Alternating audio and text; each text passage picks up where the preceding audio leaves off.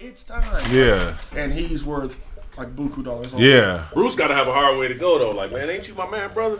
Nah, not now, because he created his own niche with the UFC and This with algorithm going. There's only one person in the chat. They piled it in now. Hey man, Yeah, pile in. One person in the chat. Hold on, man. Yeah, but that shit's Some already, government shit. Huh? Yeah, that shit's already at the patent office and all that. hey, It ain't. this Alright, nigga. you are Smart. But it's funny how that. You thought about that. You told me about that a long time ago. I did a long time ago. Got to trademark your shit. Because there's other shit that. Hotep is just trademarked. Yeah, got to. But yeah, man. How much did you pay? Huh? Couple $100. And they're on the perfect messengers. That's going through the process right now. Y'all niggas didn't. But yeah. Just mail it to yourself. This motherfucker. A couple grand? No. Oh, I'm saying. Kraig, you dress like the only black person on Stand By Me, nigga. Let me tell you what. Hey, Kraig, let me tell you what happened to me today.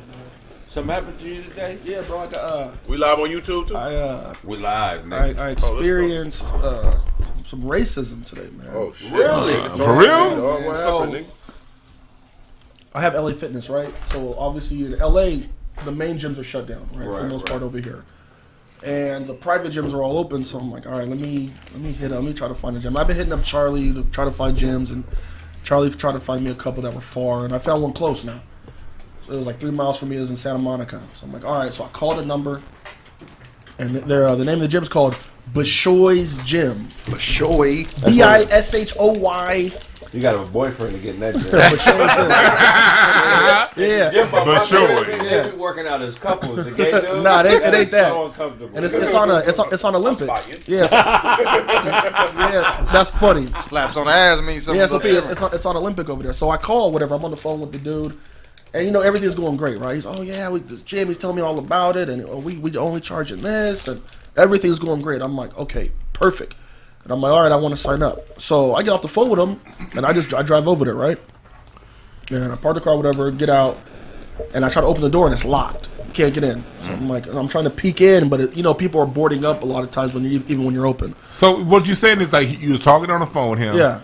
And he basically thought you looked like Zach from Saved by the Bell based on your voice. He like most people Looking, Daryl. think I'm a white. Shouts out Daryl Young. Yeah, him like most people think I'm a white guy Yeah. on the phone. Yeah. So I get there, and I have all my gym stuff, whatever, blah, blah, blah. Nobody answers, blah, blah, blah. So I call. Hey, I'm out front. He goes, why are you here? And I'm excuse me. He said, oh, you think you can just do it your way and show up here? What? And I was like, what the fuck? And I was like, no, I'm here because I want to do the membership. And he goes, well, it's gonna be. He told us first time he goes, it's gonna be $500. You can send it to my Venmo. I'm like, what the Venmo? What the fuck? There's no contract. Like, what are you talking about? And he's like, look, man, I don't need your bullshit here. What? And he just hung up on me. So I'm like, what the fuck just happened? So I call right back, and I'm still trying to be like cordial, you know. So I'm like, hey, I think we got disconnected. I know he hung up. You know what I mean? I think we got disconnected. Audio is static. It's static on the And mic. he goes, look, man, I don't need your bullshit. Hold on, Brandon. Is there audio static? Can you guys understand? Everybody says audio Turn my static phone on the Make mic. sure when you start talking, they can hear you. Make sure my mic is on too. Video game sound in the background. My bad, B. I just want to make sure they hear all of this because Yeah. a very similar story happened to me. I'm gonna tell mine after at the UFC gym in North Hollywood. Oh, Go there? okay. Shout out to those guys. Static, Are we my back? brother. Yeah. Yeah. You hear that's what it sounds like. Oh, that's like a little video game. It's called Bishoys. Bitch Boys, I think. Bishoys. Goodbye.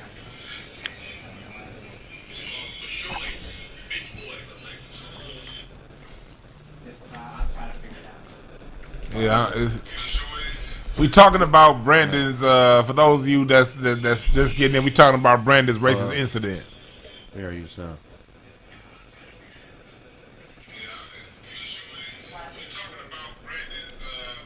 There you go. I Is heard it back? Okay. Okay. Let's hear. All right, cool. All right, cool. So just so Gucci y'all know, man. man, Brandon's telling a story. He experienced some racist stuff today. We're back. Yeah. So I get there, and then you smacking his mic. so he told me I don't need your bullshit. He just hit.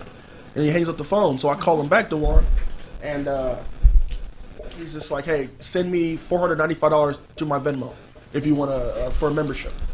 I'm like, what the fuck? A Venmo transaction for a gym, no So I'm like, okay, wow. he's just saying anything. So I leave, right? So I'm like, what the fuck's going on? And then he had said, I was like, look, man, I'm just trying to get a membership, bro. I'm like, you cursing at me and stuff like that. I'm like, bro, just keep it godly. If you know how we're having a conversation. Exactly. And he goes, look, man, this ain't like those street corner gyms you're used to. That's hilarious.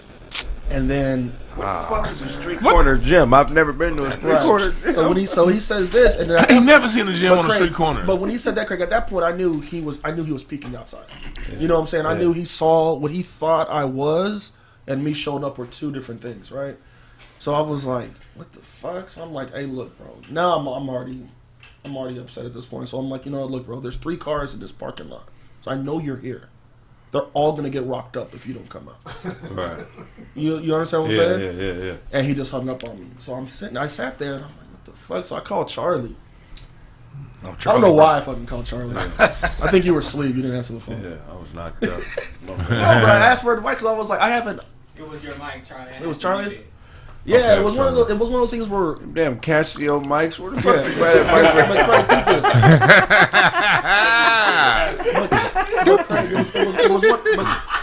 it was one of those things, right? Where like we prepare for it every day, right? Yeah. But when it happens, it always throws me off guard every time it happens. Yeah. You know what I'm saying? And it's just so annoying, man. The gym, y'all, is called Bishoy's Gym. Bitch Boys Gym. What's the phone number and the address?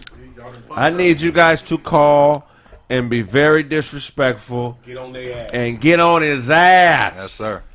Yeah, man, it was unfortunate, bro. It was unfortunate. So and the guy, I remember the guy on the phone. He told me he was He's like, no guitars in the gym. That's what he so said. he told me. So when we first talked, when he thought I was a white guy, he's like, oh yeah, I'm West African and blah blah blah. I'm like, oh, okay. It was like one of those West African like Arab cats. You know what I'm saying? I'm sure. Well, a lot of people don't know how racist. Well, North Africa was Arab too, but he was West. Well, Dr. Heinrich Clark would always say, he wasn't black. Henrik, go ahead. we have no friends. we have no friends. But a lot of us get caught up in the fact that sometimes. Hold on, hey Trader, yeah, there's one on Pico and Olympic. They're both the same phone number. So they got a Yelp and all that. And, we get caught up because I got a lot of Arab friends and I got love for that I grew up with. But in that community, in the Arab community, there's a lot of racism. Yes. They don't, just because some of them are Egyptian or North African, they don't look at us as being the same, and they treat us accordingly. You got some that do, like some of the ones that I grew up with, but don't think because somebody is, they don't mess with us like that. I got a similar story. This dude was Armenian. I got a lot of Armenian partners too. There's a gym called the UFC gym in North Hollywood on Vineland. So I show up because I was looking for a gym. It was like during the middle of the pandemic. I was just at the crib looking at my stomach in the mirror. I was like, this has got to stop. This has got to stop. I think I just got on the scale. I was like 247. I'm like, this has got to stop. Yeah. You know, so I was driving up Vineland.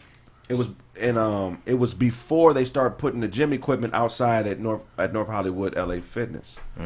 And I see a gym to the right. I see a dude walking out. It says UFC. So I pull up on him. I say, hey, bro, is this like they let people work out here? He's like, yeah, you got to, for sure, bro. You just got to go in and pay for the membership. You know what I'm saying? You tell them my name because it's invite only. And then, you know what I'm saying, they'll let you become a member. So I walk in. I got a tank top on. I'm not looking like no bum or nothing. I don't look like no homeless dude. Yeah. So I walk in. It's this buff Armenian dude. You can tell he was on steroids. It's his gym. Got a bunch of tattoos and stuff. So I walk in the gym and I say, hey, dude, how you doing, man? My boy recommended me, and I said the dude's name. And he just looked at me. And I was like, yeah, man, I'm trying to join the gym, man. You know what I'm saying? Right. He was like, we don't let people like you join our gym. What the fuck?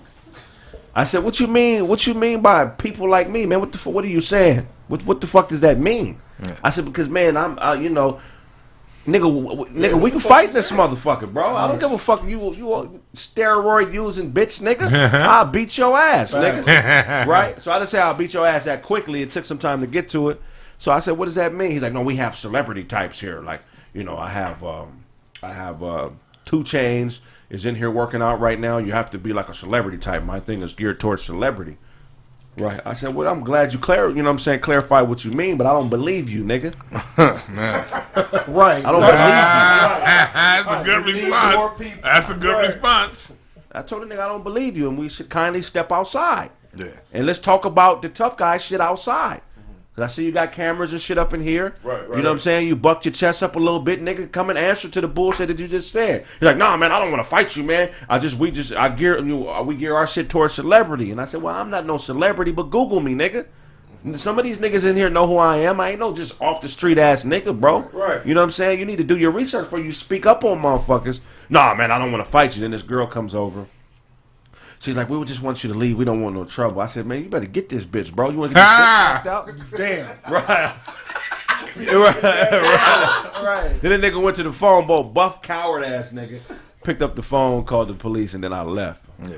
I was like, man. And they try to make it look like you're the problem. In here. That's wow. And that's Yeah, What's bro. that gym called, Kraig? It's called the UFC Gym. It's in North Hollywood on Vineland and Chandler. What's the address and phone number? Put that Man, shit I up. don't y'all know look that shit up in the chat room. They got time. But that's the thing, like, as black Americans, we got to deal with. You deal with these motherfuckers that are racist in their home countries, and they come over here thinking the same shit's about to go down. You know what I mean? Like you Yeah, said, he told me he was from West. He's West African. He told me. because he talking for Arab. He said West, bro. I understand. Look. The Arab community in North Africa, like Morocco and Algeria and all that. those are I the understand, but he told me he was West African. those are the Turks that look. We gotta understand these motherfuckers started enslaving Africans 800 years before the Europeans did. Europeans, yeah, definitely. These are the motherfuckers that taught the Europeans what race-based slavery shit was about. You know what I mean? Yeah. Don't get it twisted. So you got these people that come with that mindset. Like I was talking to Brandon about earlier. The United States is hella selective about the immigrants that they allow over here. You don't see no motherfucking Angolans over here because Angolans generally don't take that shit. Right. You know what I mean? They import people from countries that are kind to their bullshit ass agendas. They learn that shit over there, then bring it over here, and they know. You say you were in Santa Monica. Yeah.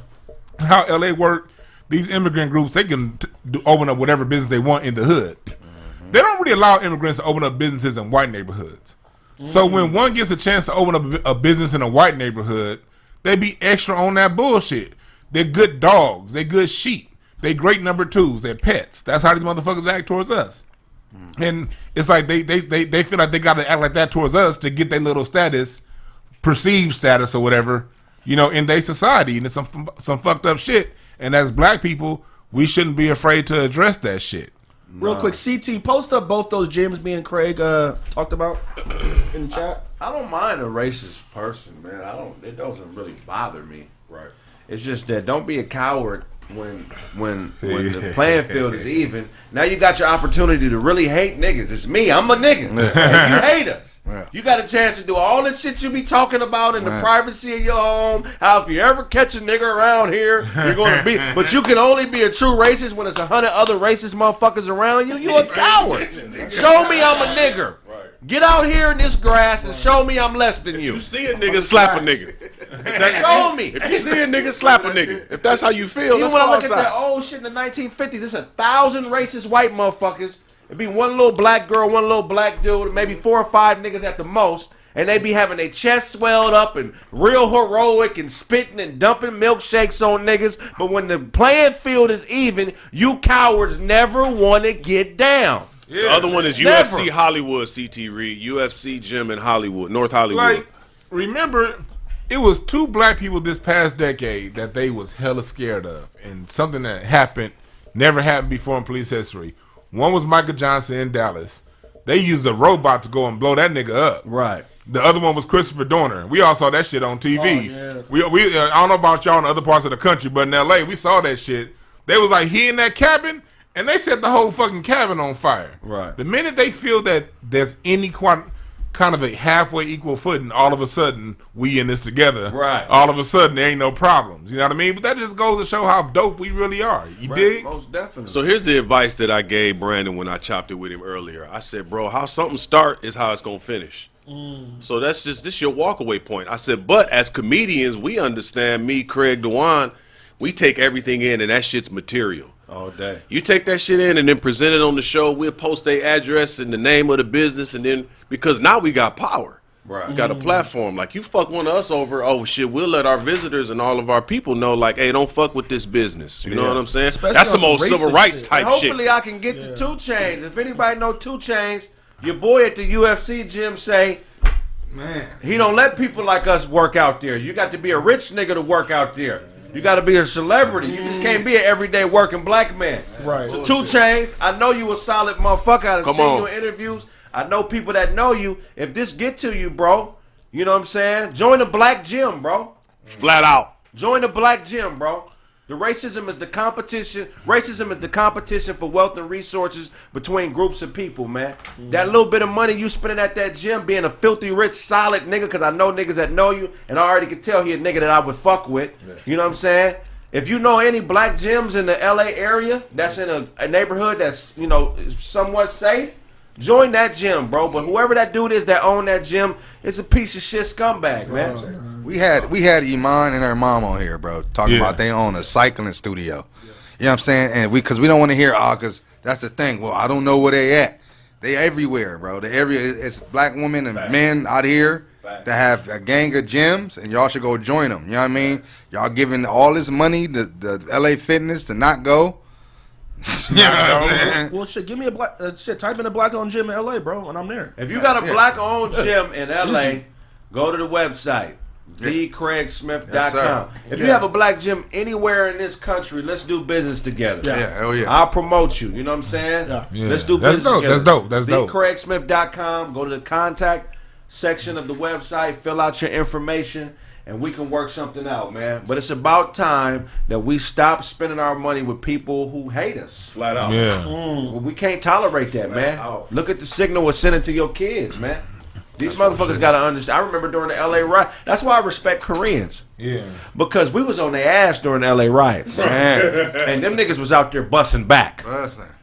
So even though I don't agree with none of this shit they did, at least they stood on their bullshit. But Hey, no, you know what they were. But real quick, Dorm, before we even get into that, nigga, you told a nigga your mom killed a nigga in the LA riot. You remember them niggas was busting back during the LA riots. But if you go back and watch a lot of that stuff, they was like, hey, look, because one thing about the LA riots, niggas was only out there for the first day and a half. Right. After that, everybody else came jumping out. Oh, America got free shit. You saw motherfuckers like, we didn't know y'all was here. Yeah. And the Koreans was like, no, the black people was actually respectful. These other motherfuckers came thinking it was some free shit. They was picking them motherfuckers off. But that first day and a half, though. But that first day and a half, we was on it. Nigga. In the 80s, as a We was on it. Remember that? I'm gonna be 100 to 1. You gotta be 100 on this. In the 80s, in the hood, not all the way across the board, but because of the influx of cocaine and the gangbanging, there was a portion of us that was on some bullshit, doing stupid shit that was making it bad for everyday niggas like us. You know what I'm saying? 70s. So, but the 80s I think was the worst. 80s the when it worst. got- Because that crack nigga took it to a whole. Because in my dad's generation, niggas was doing Red Devils and shooting heroin, but they really wasn't. They call it heroin. Heroin.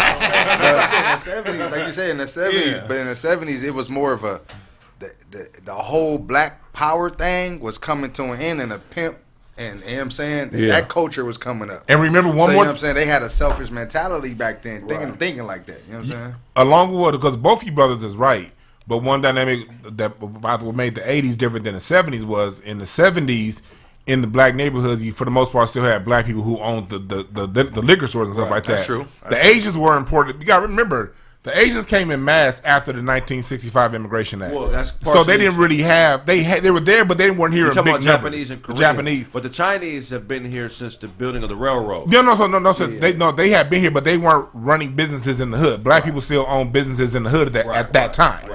And in the 80s is when a lot of those black people started, like that's when all that money left the hood. Right. And that's when black people started like going to work for more factories. And in the 80s is when the Asians came and took over those businesses that we vacated. Right. So that's the power dynamic that happened during that shift. Right. But at the same time, you're right.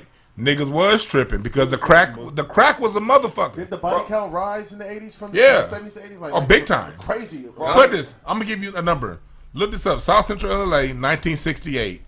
After the Watts riots, there was one murder in all of South Central LA in 1968 before Nixon brought the drugs in. Right. In 1988 was LA's peak. There was over 1,400 murders. I'm sorry, there was over 3,000 murders just in the city. But not why? including Inglewood, Compton, not including Linwood, just LA City. And this is a direct result of Reaganomics. Yes. Right. That's when they figured out a plan to use us to fund the Contra-Revolution. Absolutely. So there was some fuel to it. So it gave them reason to pit one against another. They did them just like they did in West Africa when they started those wars also. They came in there, dropped off guns to both factions on right there on Central. They went off that. And they left that The train. train tracks the over train there, track off wide Washington open, bro. Main. Yeah. And that shit, and they made sure that both sides had enough weapons to, you know what I'm saying, rage a war. They do that shit in Africa. They do that shit in South America all the time, Well, bro. if you want to learn about that, there's a book that's out. I read it 10 years ago. It's called The Confessions of an Economic Hitman. Oh, yeah. Exactly, Wow. yep. So there's 5 main banks, right? And at each of these banks, they have a section of the bank that's dedicated to financing countries. Yeah.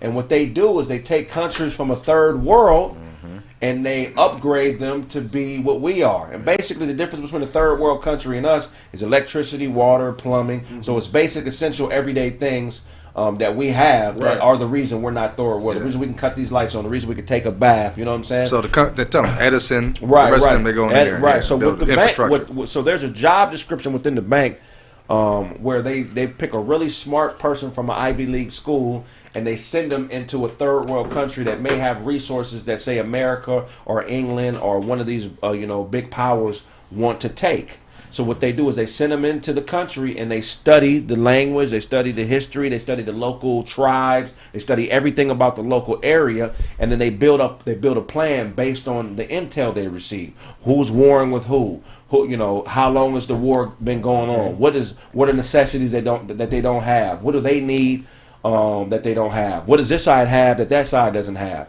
And so what that person does is they use the money from the bank gives them money to pay to eventually start to cause chaos. So they'll pay people to do shit. They'll pay a person from another side to go assassinate a leader on the other side. They'll pay somebody to go burn some shit down. It's basically a globalized COINTELPRO where they use misinformation, but they take money in conjunction with the misinformation and they try to cause havoc within the country. Go ahead. You had No, a I was question? just going to say, is that what prompted Reagan to fund the Contras? Because what prompted him to fund the Contras against it? Nicaragua, yeah. Okay. That's Cuba. And to go on top of what Kraig is saying, that's why I would say for people, non-white people around the world, it's very important that you listen to Black Americans. Oftentimes people they're so used to kicking us to the side.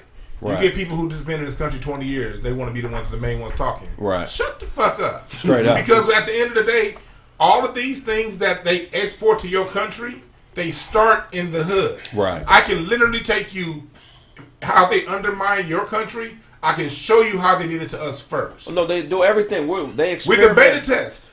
for everything. So Everything. So we see it when it hits your country. It's new to you, but it's been happening to us for 40 years. Facts, bro. And Wow. we like, look, this is what's going on, and y'all coming to America saying, what's wrong with you niggas? All these opportunities and shit.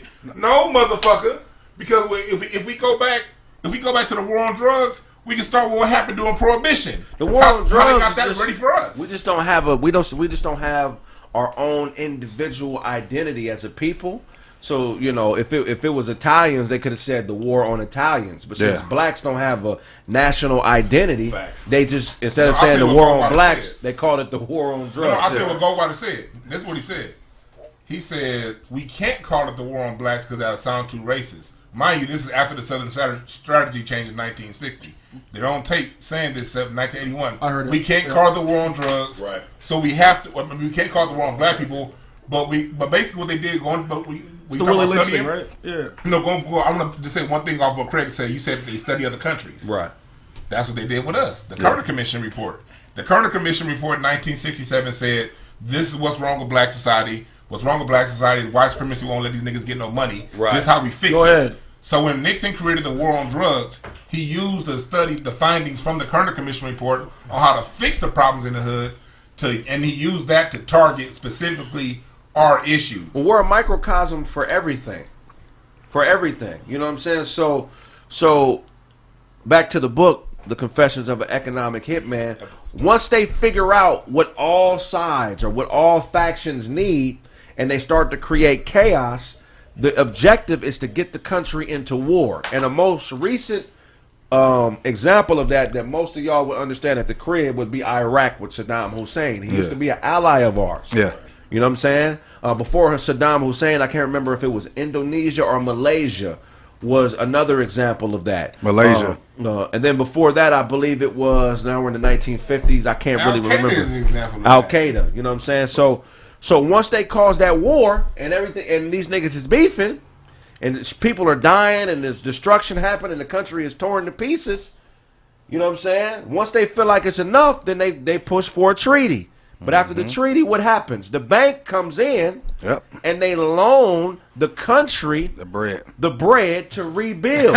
But they loan it to them at a rate that's impossible to pay back. So if it costs $1 billion to rebuild the country, they may charge you $100 billion on the $1 billion they loaned you. Yeah. And you're never gonna get out of it. And you ain't never gonna get it out. 200%. End up owning the country. Yeah, so and you're never going to be able to pay that back. See, that's what you see when you see them go Isn't into. China doing that to Africa? Yeah. No, China's doing that to us. They're Hold Africa on. also. They've been doing it to. But see, the thing is, but Parts of Africa. yeah, Parts of Africa. but no, they're in Africa and they're out there. They have loans they can't pay. Yeah, and I showed Kraig a video of them making a Chinese dude a war general or something. Remember I showed you? Chief of a village, nigga, in Africa. They had that nigga on their shoulders and everything. I'm like, bro, what the hell? This nigga must got some fire kung pao chicken, nigga. Have some money. But see, I say that because that go back to what he said. Anybody in this fucking room could be a chief in Nigeria. I promise you. See, that's what I'm saying. But yeah, that's what I mean. But see, that happens a lot. So they go back in. They, like you said, with the loan thing, they come in. They cause chaos. And they did that shit out here. So when you see these white people and y'all like, oh, they like when that nigga stupid. When Nancy Pelosi was kneeling, remember? They kneel for the black people, and black people, oh, look at them, they love us. Look at the Democrats kneeling. I looked at that as exactly what you said. They are economic hitmen. So every time you look around, they for the black people, but you looking around in your neighborhood, ain't no black businesses. Damn. Trust me, I know. I live in the hood. Ain't no black business. And here's the thing. They baked the confusion into it. In the hood. Because when they came through with the Berlin Conference, when they divided these countries up, these countries were nation states that were divided upon geographical lines, mountain ranges, rivers, and shit like that. And they had it worked out for centuries. This tribe don't fuck with that tribe, and motherfuckers were separated. What they came in after that Berlin Conference, they divided these countries up and purposely put warring factions in the same country and split off major tribes from smaller tribes and put them in, and separated it because these motherfuckers ain't been able to get on for tens of thousands of years, but they already worked it out. You know what I mean? But since you changed the country and made it the way it is, you created a situation for a war to start. Yeah. Same thing in the hood. Yeah. You throw all these motherfuckers. We talking about the projects. Projects built for 10,000 people, 30,000 people living in them. Facts. You get that many motherfuckers into it. What the fuck you expect? A very small percentage are going to go into conflict. Yeah. But what happens with black people when that very, very small percentage goes into conflict? Everybody say, look at all them niggas. Yeah. When the same shit happen in other neighborhoods, people that say, look at those two motherfuckers. And that's the difference. Yeah, see, that's what I'm saying. With the African thing, like, they came out there. I go back to Black Panther. I'm gonna go ahead and get on my nerd shit. Black Panther, my guy. When it came down to, you know what I'm saying? Listen, nigga, Thanos, you know what I'm saying? Thanos came in Wakanda, nigga. They was already warring in Wakanda. Remember, they had the niggas in the mountains. Everybody was on their separate shit. But when it came down to protecting the turf, everybody was on cold. You see what I'm saying? And it's not happening in Africa. It's not happening in America. You know what I'm saying? It's not happening nowhere. So I think it's not about the place where it's at. These white people are playing this game all over the world. You know what I'm saying? So we have to, globally, as black people, we outnumber them. So we got people in Britain, you know what I'm saying? England, all out there, you know what I'm saying? This gang of black people that just run this shit, but we all are fragmented. You know what I'm saying? And that's how they keep in control of everything. Once we understand, that's how they win it, because they're on code. Right. Give a fuck what the Senate is Democrat or it's going to help white people at the end of the day. Either way. It don't matter. In any country on the planet, right? Outside of Africa or outside of America, and if you think about black people or Africans, you're thinking of superior or inferior. Inferior, yeah. Regardless where you are. Where the fuck was I at? And I'm like, nigga, y'all broke as shit. And you looking at me like, yeah, they feel like they're over you. Yeah, fuck, I'm on vacation out here. What the fuck you talking? You talking down to me? Yeah, like, bro, that's how I be, man. Matter of fact. Oh, okay. Oh, hell yeah. That's very racist. My auntie's out here. She's like old African lady. She's like, all these broke ass Africans. I know that's what they're thinking. Nigga, we on vacation. Yeah, bro. You work here, nigga. Take my bags and talk your shit. Yeah, real shit, bro. That's real shit, man. Hey, y'all said some real shit because Duncan said it. We got to understand that globally we all getting fucked. It looks differently, but it's happening kind of the same way. Yeah, man. Look at it like a game of Madden. If you playing Madden and the other team keeps running power right, and they keep running that same, they don't run different plays. They run power right and they run down and out. Those are the only two plays these motherfuckers is running. Play action. All you motherfuckers got to do is just stack the line on that side. When stacking the line means coming together, understanding that if it's some bullshit between two brothers, ask yourself a question: who else? Who's starting the shit? Yeah. Who brought these guns? Who brought these jugs? But that's on us as elders to tell, because 14-year-olds can't think like this. Yeah.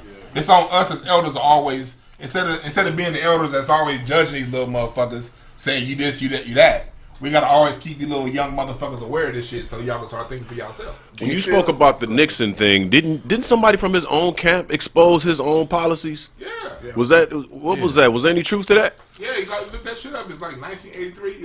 It's tapes. Look at the Nixon tapes. Right. And he talked about vilifying, like looking up Southern strategy.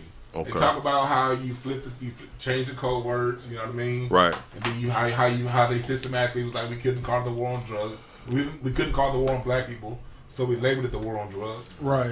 You know what I mean? You know, Dunk said something about staying on code, man. And he was completely correct about, at the end of the day, it's going to be what's best for white people.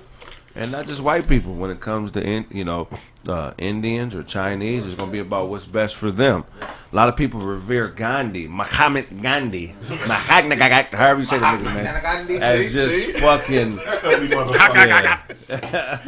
thought that was a stick or something. Wasn't he a racist? He was a racist. He looked. Fuck Gandhi ain't his real. Here's a Gandhi quote.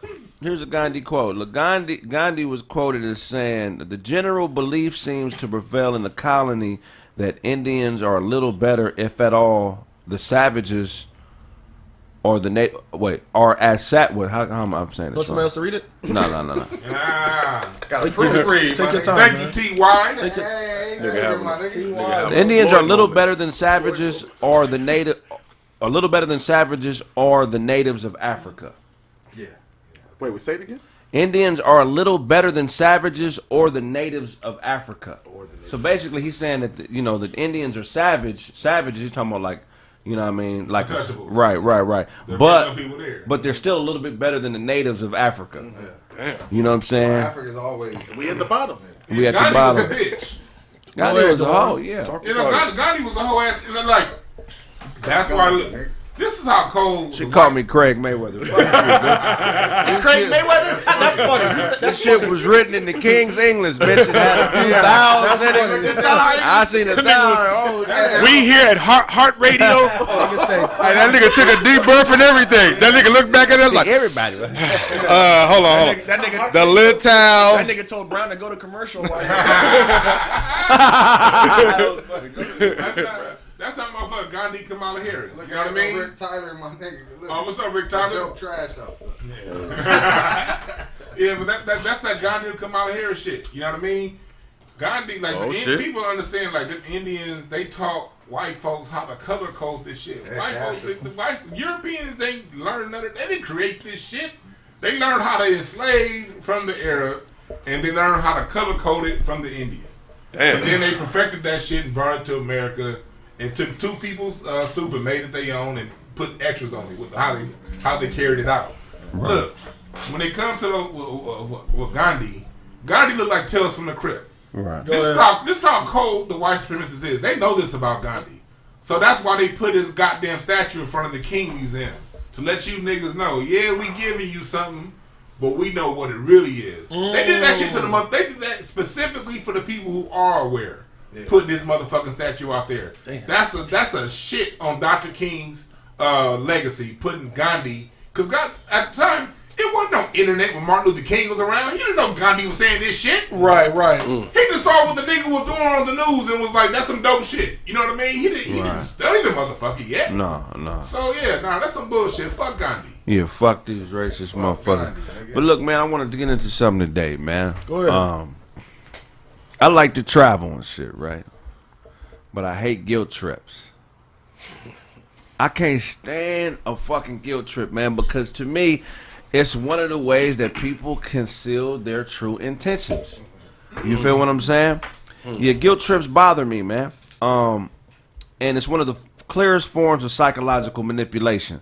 Because once somebody can get you to feel guilty about something, that's like some level of control. Facts. You know what I'm saying? Even if you don't outwardly submit to the or have an outward omission of guilt or feeling the guilt, you go away in your mind. Even if they don't know, you're like, "Fuck, should I did?" You know what I mean? Right. You know, I'm not really into guilt trips, man. What do you do when you realize that somebody is trying to manipulate you through guilt because of something that you may or may not have done? Because you can make a mistake. But after you make a mistake, the correct human reaction is to, acknowledge, hey, I made a mistake. I'm sorry, Charlie. I'm sorry, Duncan. And then you get past it. What do you do to motherfuckers that won't let you live? They always have to bring up old shit to make you feel guilty to try to get their way from you. I think, man, for me, I'm really big on calling that shit out. Okay, I apologize in the beginning. Because peacemakers are blessed, not peacekeepers. Right. I got to make the peace. Okay, I apologize. You did that shit. Okay, blah, blah, blah. You mention it again, I'm going to call you out. Are you trying to manipulate me and make me feel bad? Is that your thing? You trying to play mind control? Because people hate when they bullshit get exposed. Yeah. Then if you do it again after I call you out, then I have to reevaluate the relationship. Yeah. You got a problem.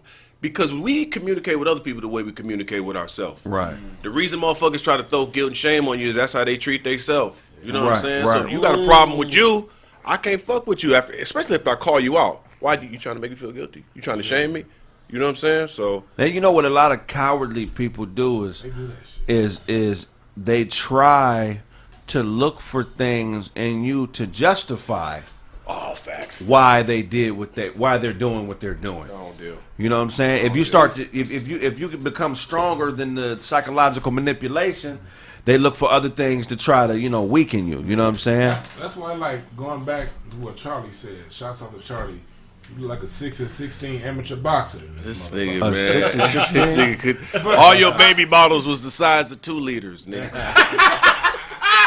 What you talking about, nigga? Show ass up, nigga. Oh, damn. Let's get Dwan to 2 liters so he can shut up. That's a good one, Shane Nosley. They called him Shane Nosley. Shane Nosley? Sugar Shane Nosley.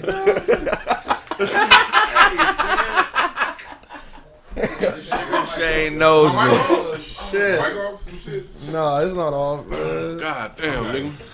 Nah, man, but that's going back to what you said earlier about the whole passive aggressive. Right.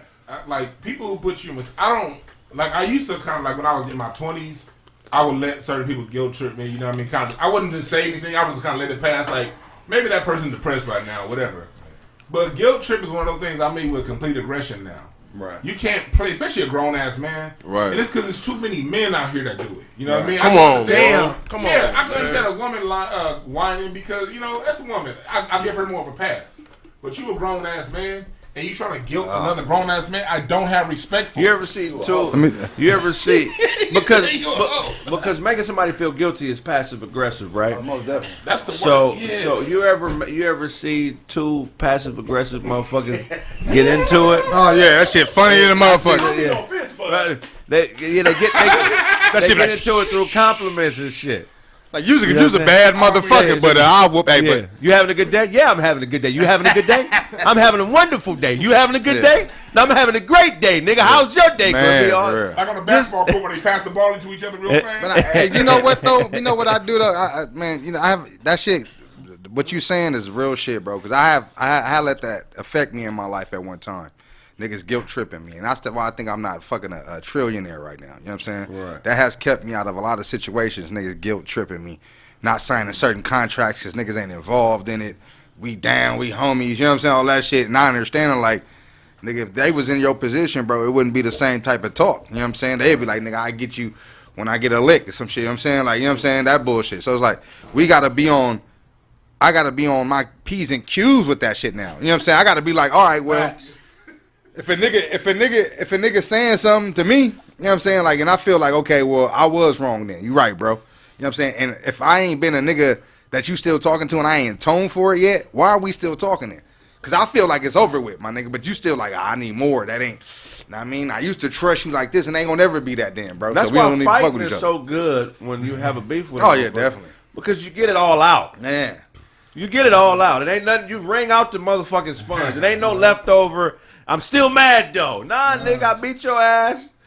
You know what I'm saying? It's over. That's why I like Master P's story, man. That nigga said he had boxing gloves hanging up in his office behind him. And you know, he's like artists, you know, when you're dealing with artists, there's all this little secret little beef and commentary. And he said, I would sit people down and have meetings, and then, you know, I feel some type of aggression. And he's like, you know, let's grab the gloves and go out and dance. He That was ain't like, fair, though, P. he said, nigga, I'm undefeated, nigga. Because P got soldiers, man. Yeah. Niggas ain't want to fight you. I'm The just real saying. niggas is all Yeah, behind wait, them. it's 100 niggas willing to kill for P. Yeah. So you saying them niggas didn't want to fight with him Hell for real? no, you be a dumb nigga to square with Master P. You gonna be Nigga, like, yeah, 100 you dead an hour. Niggas next to me say, let's do the one-on-one. Master P If you is win that fight, yeah. it might be If some you problem. knock Master P out, no limit studio, You're not getting out of there. I nigga. don't know, dog. Murder, what's his name? You C ain't- Murder. What?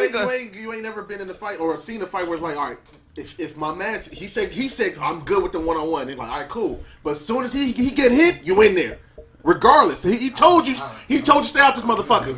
But he getting slapped? No. Ain't no one-on-one. I'm sorry. Hey, the chop- Buddy's getting jumped. You fight them, you fight me. So imagine Master P gonna get in the ring and get. And it's very few one-on-ones anyway. With niggas is there, it's you know what I'm saying? You have to fight me to let you get the one-on-one by yourself. You tell me I'm wrong afterwards. Yeah. I'm sorry. Nigga, I had it. I don't give a fuck. We Don't had get me it. wrong. I think Master P back in the day before he was P would have squared up with anybody one-on-one. Master P strikes me as you know, like a man's man in a But his way. homies allowed with it. That's the thing. They're not letting that happen. That's bro. what I'm saying. But I tell you one That's thing: what I'm if saying. Silk the Shocker don't jump in, I'm beating the dog shit out of him because I seen the kung fu. I seen the kung fu, Silk. You can't do nothing with me, Silk. Hey, leave that man alone, man. Silk can't do nothing with me. He fight like he rap. Put the hands on the shocker. It's a little offbeat. It's a little offbeat. That nigga put hands on the shocker. Don't Don't fight the shocker, I'm man. just asking a question. If you fight like a rat, might be on another. Silk fight like one of them niggas that can't make a left hand layup to save his life. He always got to run because of that nigga. Hey, that's real shit, bro. Hey, some niggas don't get that. Hey, you know what that is? Cause that's, hey, you know what? Hey, if he missed his layup, y'all running 2 laps. Y'all know that. Hey, you be like, Come on, man. Practice be an extra 30 minutes because that nigga. They didn't pull that nigga out the line and put him in the corner. You go over there and just dribble with your left hand for 30 minutes. Stay your ass over there. I think Mercedes could have whooped Silk. I promise you. Yo! Come on, dog. Yo! I don't know what this is. Leave that man alone, man. Hey, Craig, where That nigga live, bro. fucking go. did you say? What's your fighting record? I'm 15-3. You 15-3. Like if I'm one of them 12 niggas that lost to Kraig, and I gotta hear that monkey ass laugh, I'm shooting this nigga. Hell yeah. That's the most instigating. I've been ass jumped. laugh. I lost a few more, but I don't count being jumped. Nah, hell. Oh, you can't count that. You can't count But that. one-on-ones head up, I lost 3 for sure. No And head. that laugh right there. If you lost a fight to Kraig and you have to hear that laugh, that's a guaranteed prescription for suicide. But that is true though, Craig. That's why I agree with you. Fighting is healthy, man. It's healthy. It has to be, dog. So I'm with Niggas P don't on hear that. Put the this gloves conversation. on. Me and X is the one in the wig.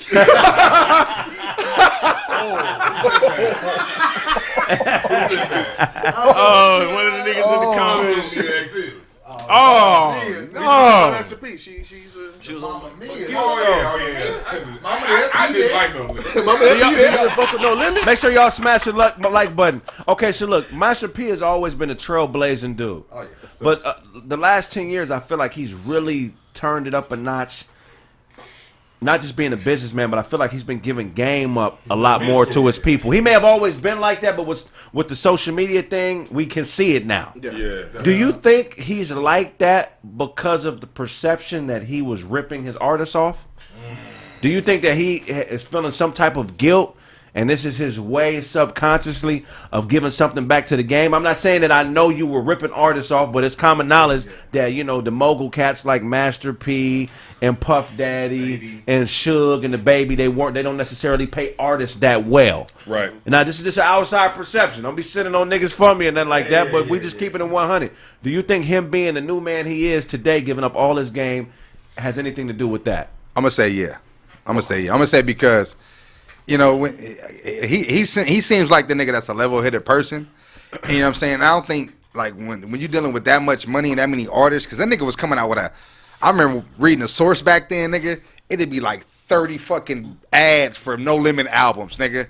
The Fiend and fucking the Cain and Abel niggas. I'd be like, all these niggas. So dealing with all those artists and niggas, some niggas not getting paid, some niggas getting paid. You know what I'm saying? Like, that's always gonna go back on Master P. You know what I'm saying? Well, maybe, like, I mean, I understand, like, contractual if they weren't paying, but if he was doing some stuff on the side. That's what I mean. That's what I'm saying. He realized, okay, this is a bad contract, and that's different, because Eddie Griffin got a story of him giving him $1 million. Yeah, $1 million to shoot a you know Voodoo what I'm saying? Child. And this Voodoo was during that era at his I guess you could say height of, like, running a label. So to me, it feels like I don't think that Eddie Griffin was the first guy he's ever done that to. So I feel like he's always been like that. Yeah, that's what I mean. It might be just a couple niggas that I'm saying a big company, bro. And you got to qualify rip-off. Look, the music industry is a rip-off. Your first 3 or 4 albums, you just talked about all the ads that they was running. I remember you saw No Limit ads everywhere. That shit costs money. Most, in the music industry in general, you don't really start making money till at least your 3rd, 4th, maybe 5th album. Yeah. That's no matter where you go. Right. And they want to isolate these brothers for doing that. If you had 2 albums, no matter where you were, you're probably not gonna make no fucking money. How many cookbooks did you have to drop before you started making money? Captain Crunch. I just started making money to Captain Crunch from scratch. That's when I taught niggas how to make crunch berries at the crib. That's what This motherfucker. Crunch berries at the crib. Let that breathe. Hold on, Dawn. Let that breathe. No. Crunch berries at the crib. Take a crunch berry joke from a nigga with crunch berries on his face. Your face looking like Mars, talking shit about the God damn it. I know we joking, but if you was making crunch berries as a kid, I would have watched it because I love crunch berries. Man, shit. But look, I look at this. I think for P to be doing what he is, it had to have already been in him. Yeah. But like, as we all evolve through life. When you're in your 20s, when you young coming up, you got your head focused so much on getting the bread, you don't necessarily have the time to spread it because you getting it at that point. Right. And oftentimes people won't listen to you till you do get it. Right. Don't nobody want to listen to a nigga on the way up. Right. So on the way up, you doing what you got to do to get there. Wait, say that again. They don't want to do. No one's going to listen to somebody on the way up. Damn. They're not. No matter how good their advice. I'm a perfect example of that. I ain't gonna say name. I've been in some meetings with some high level people. They don't give a fuck what you got to say on the way up. They are all about numbers. Yeah. Bottom line, wisdom is not heard. They're only listening to the people who have the numbers now. Right. Bottom line, the niggas you know who they listen to on the way up? Their kids, their relatives. They take chances on family, but a nigga off the street, that's rare. That's rare. Yeah, so that's just how it is. They don't ain't nobody gonna listen. So Master P got to the top, and all I can say is this. After he ain't even an old nigga, you know what I mean? He's still, young. He's not in his 70s, nothing like that. He looked like Stevie Wonder's twin. Yeah, he do. But you know what I mean? He's giving the game up, and like that's all you can say because there's a lot of motherfuckers that got to where he got, and they want to shit on everybody that's like us. And he opened the door on that independent game. Yeah. You know what I'm saying? Cash Money came after him, and Master P is a G. He's a G, man. Can't nobody tell you better than they can show you. Master P really showed us. Right. It's on you if you get the game or not. Right. Agreed. So, Are you saying that if somebody's contribution to the overall greater good is great and elite level, that if they do have flaws, if they are doing something that is maybe not morally right, or they're not, paying somebody what they should pay, that we should overlook that because the overall contribution is bigger? Yes, because imperfection is the human journey. There's no such thing as perfect. Anybody looking for perfect, you the fool. Right. So we have to take people. Look, like we always say, if you want to start that car that battery, the positive and the negative better be equally charged. We all balance, and we all have bad. We all do shit that we all have these moments and times where we fuck up. Right. So if you allow a person's fuck up to stop you from getting the game that they showed you, right, was possible, because anything anybody can do is possible for you if you tune into that. Yeah. If you really want to accomplish it. So if you ignore all that and you don't get the game over a couple things, that's on you, motherfucker. Do you think it's a sign of mental illness if somebody is looking to amplify the flaws in everybody they're around? I think so. Yeah. And we all notice to amplify. Yeah, I mean, yeah, they amplifying the flaws in everybody that they're around. It's this. Like they're expecting people to be perfect. I think that's the flaw of celebrity. Yeah, they think just because a person is on a platform or they have a certain level of accolades or they on TV or whatever the case may be, that motherfucker's a man just like you. Mm-hmm. He put his pants on one leg at a time, just like you. But I'm under the impression that it's a sign of a mental illness if somebody is constantly amplifying the flaws and negativities with everybody around them. That's a red flag, bro. Definitely. Mm-hmm. Most definitely. That's huge, man. That's narcissism. One of the key traits in narcissism is that you need to feel superior to the person next to you. So you're amplifying their flaws because it's feeding a internal feeling of superiority that you have to have over those around you in order to be your best self. Yeah. It's an error in perception. Rather than noticing something like, hey, brother, I don't know if you noticed, but your shoe was untied. Or I don't know if you noticed, brother, but when you leave, it's another guy that walks in your house when you go to work and be in the house with your wife all day. I don't know if you know. Instead of coming from that angle. Yeah, like DJ Show, you musty. Yeah. Instead of taking that angle, you ain't been on it's like, hey, of just letting you know, somebody who's a narcissist will see an opening that may be a slippage, and they'll take it this way. Oh, this dumbass nigga can't side. This is a dumbass nigga. You don't know how to tie your shoe. This is what they think. You a dumbass nigga. Yeah. This nigga ain't on my level. What type of nigga don't tie his shoe? Mm-hmm. Oh, this bitch ass. His girl cheating on him, bitch ass nigga. He probably ain't laying pipe. I should probably fuck his girl. He's a bitch. What type of nigga let his girl cheat? You understand what I'm saying? Yeah. So that's the perception of a narcissist. We all have a low level of it in order to be entertainers. Yeah. But that's the more extreme version of it. You know what I'm saying? Now, I saw you in the comments, somebody said, what about iron sharpens iron? That part is cool, but the rest of that proverb says, as a man sharpens the countenance of his friend. Drink up. Hey, man, a proverb. That's a dope ass proverb. You know what I'm saying? You got to be a friend to sharpen somebody. Yeah. What we talking about is just some random nigga just picking out every celebrity, every person he know, and you this and you this and you that. Nigga, we not friends. Shut the fuck up. You know what that is though, Charlie? People that always got something to say about somebody else, that shows you the vibration that they own. Right. Facts. That shows you their insecurity. Facts. That's why, like, as people like that, we out here. You know, people want to say whatever they got to say about us. Right. However you speak about me or anyone else is a reflection of how you feel about yourself inside. Yeah. You know what I mean? Like, for a lot of these chat room niggas, I see, they go fat joke. They'll say the same fat joke 10, 15 The next nigga say bizarre, kill yourself. It'll be unfunny than a motherfucker, but you know why I don't take that personal? It's because these are people that was touched by their uncle. Yeah. And they don't want to address that. You know what I mean? So since they feel bad, they were so goddamn ugly. The mama said, I don't want to raise this little ugly motherfucker. Here, take him. Go to adoption. And they feel that pain inside of them, and they project it out on everybody else. All projected. So when people are always calling you this or calling you that, look at them like, oh, that's just a little hoe ass motherfucker that's too afraid to address their own issues, and you keep pushing. Right, let me ask you a question, man, about how we should be looking at. Why are we looking at Master P in a bad way? Isn't that just a good business move? He didn't put no gun to nobody's head and make him sign no contract. I'm not necessarily looking at him in a bad way. I'm just observing the information that's out there about it. I don't even know if what I'm saying is 100% correct because it's third-party information, the shit you read. My personal view of Master P is that he's a stand-up motherfucker. Yeah. That's exactly how. You know, Yeah. I don't Stand-up think, dude. I don't think his legacy, like him doing this. I don't think this is, to me, it makes sense. Yeah. Like look where I am now. Let me teach the game to these young niggas who I've been doing this all the whole time. But it would be passive aggressive for me to say that I haven't had those thoughts about any of those mogul niggas.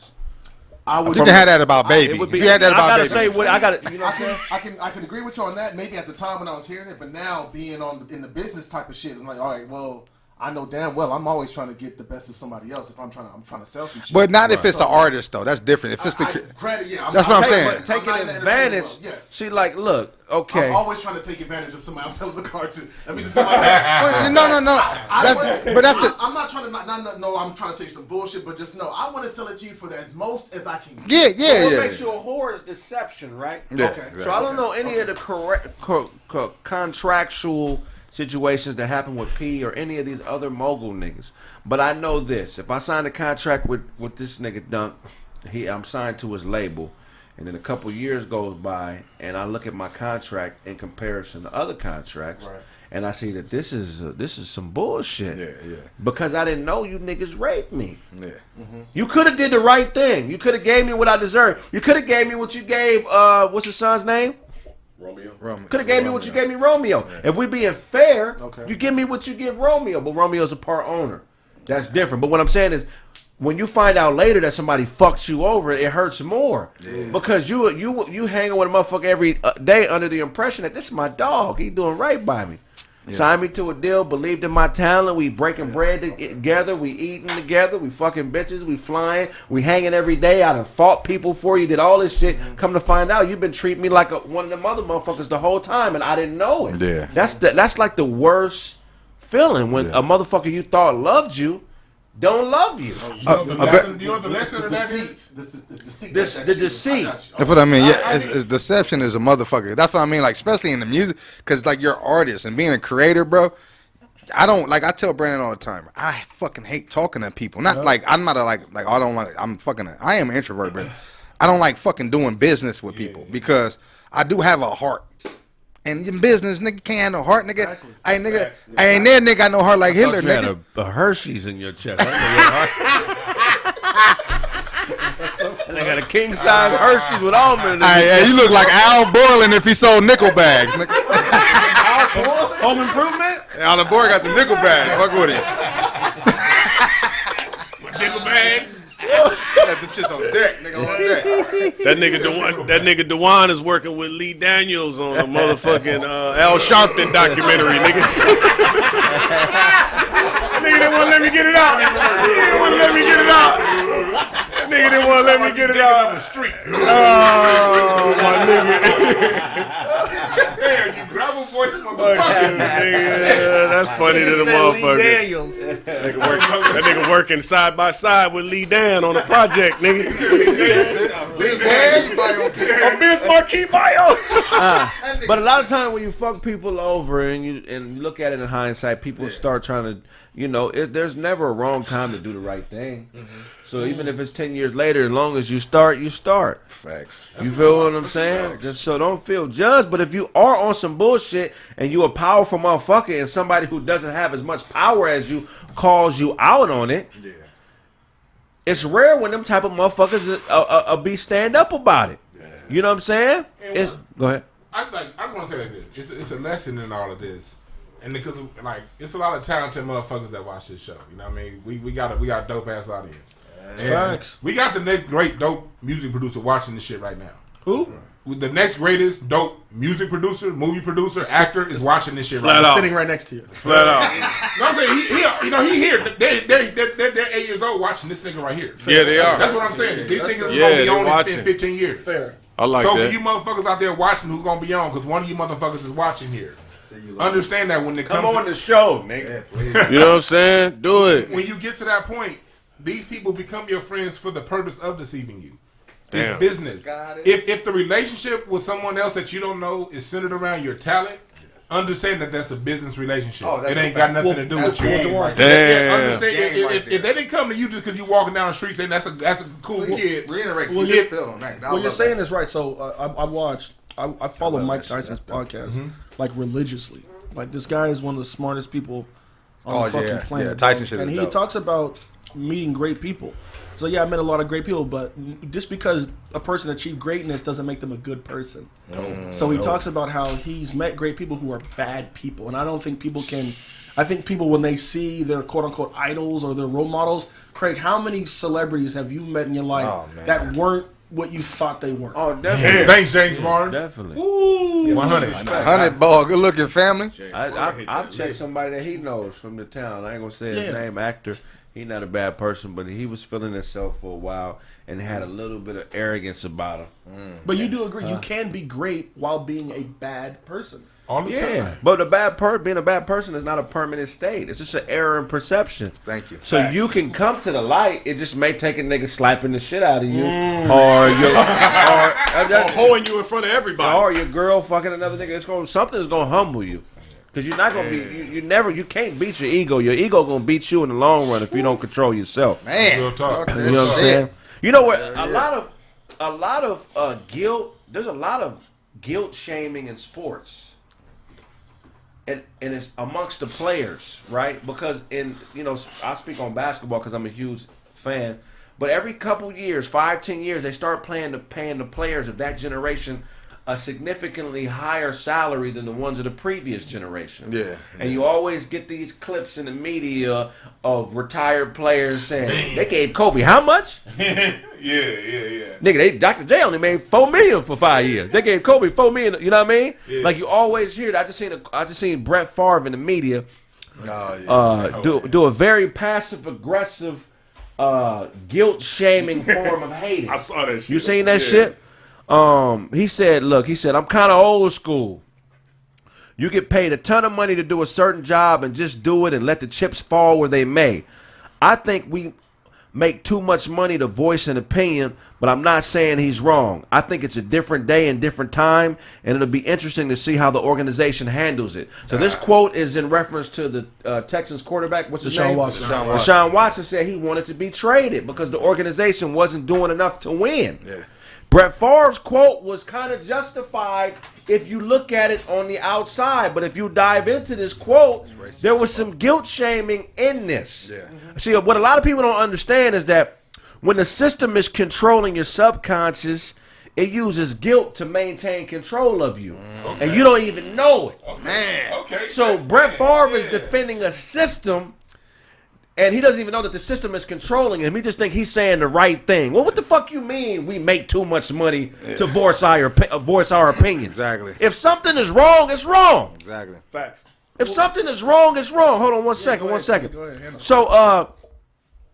So, my first question is Brett Favre right, Brandon? He's not right. And Brett Favre, you have to look at the history of Brett Favre before we even go into it.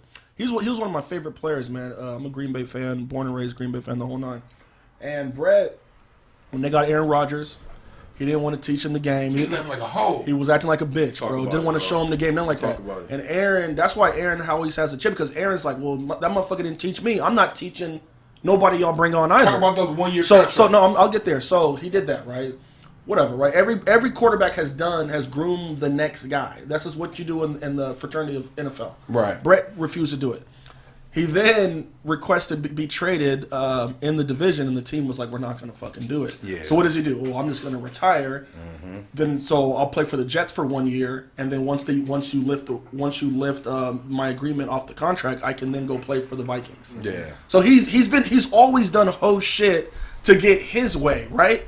But when somebody else voices theirs, and let's say, for instance, a black player, That's what I was gonna get on. Yeah. Man. now it's, hey, we make too much money. Well, were you making too much money when you were beating up the Green Bay Packers when we didn't know if you're going to retire or if you're going to fucking And play? how many years did that go along when the Trump went on retirement? For years. 6 seasons? He flirted with this for years. Yeah, It's that kept Aaron Rodgers on the fucking bench. Yeah, Aaron Rodgers. Yeah, think Get about him on Aaron's the bench, stats bro. now, what they would have been if he wasn't fucking holding up the team for ransom. bro. But again, you can make these statements when it's a black player. I don't even feel like Deshaun's an looking outspoken Saeed. player. Yeah. He's just speaking. You know what he's doing that's wrong? He's using his authority. He's using his power. It offends these little dick motherfuckers when a black person uses their power. Now, if a black person just performs well, gets his money, shuts up, they don't mind him getting $90 million. So you're saying a smaller dick makes you less of a person? Yeah. Make you- It does. It does. It does. It does. It does. Yeah, it does. It does. It does. All you It does. insecure motherfuckers, you're talking to yourself. That's what I mean. Little You're dick showing yourself. Little dick niggas get no respect. You can tell, nigga. So, Dozie, is Brett Favre allowing the system, being the NFL, to manipulate him with guilt? I don't know if it's a system, if he's allowing the system to do that, or I think it's necessarily Brett Favre might fuck around and be a racist.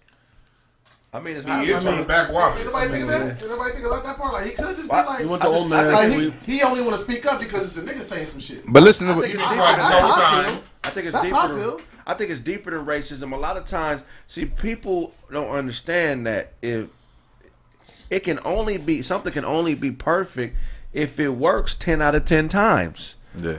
If it works 9 out of 10 times, it's not perfect. It's a flaw. Yeah. It's a flawed system.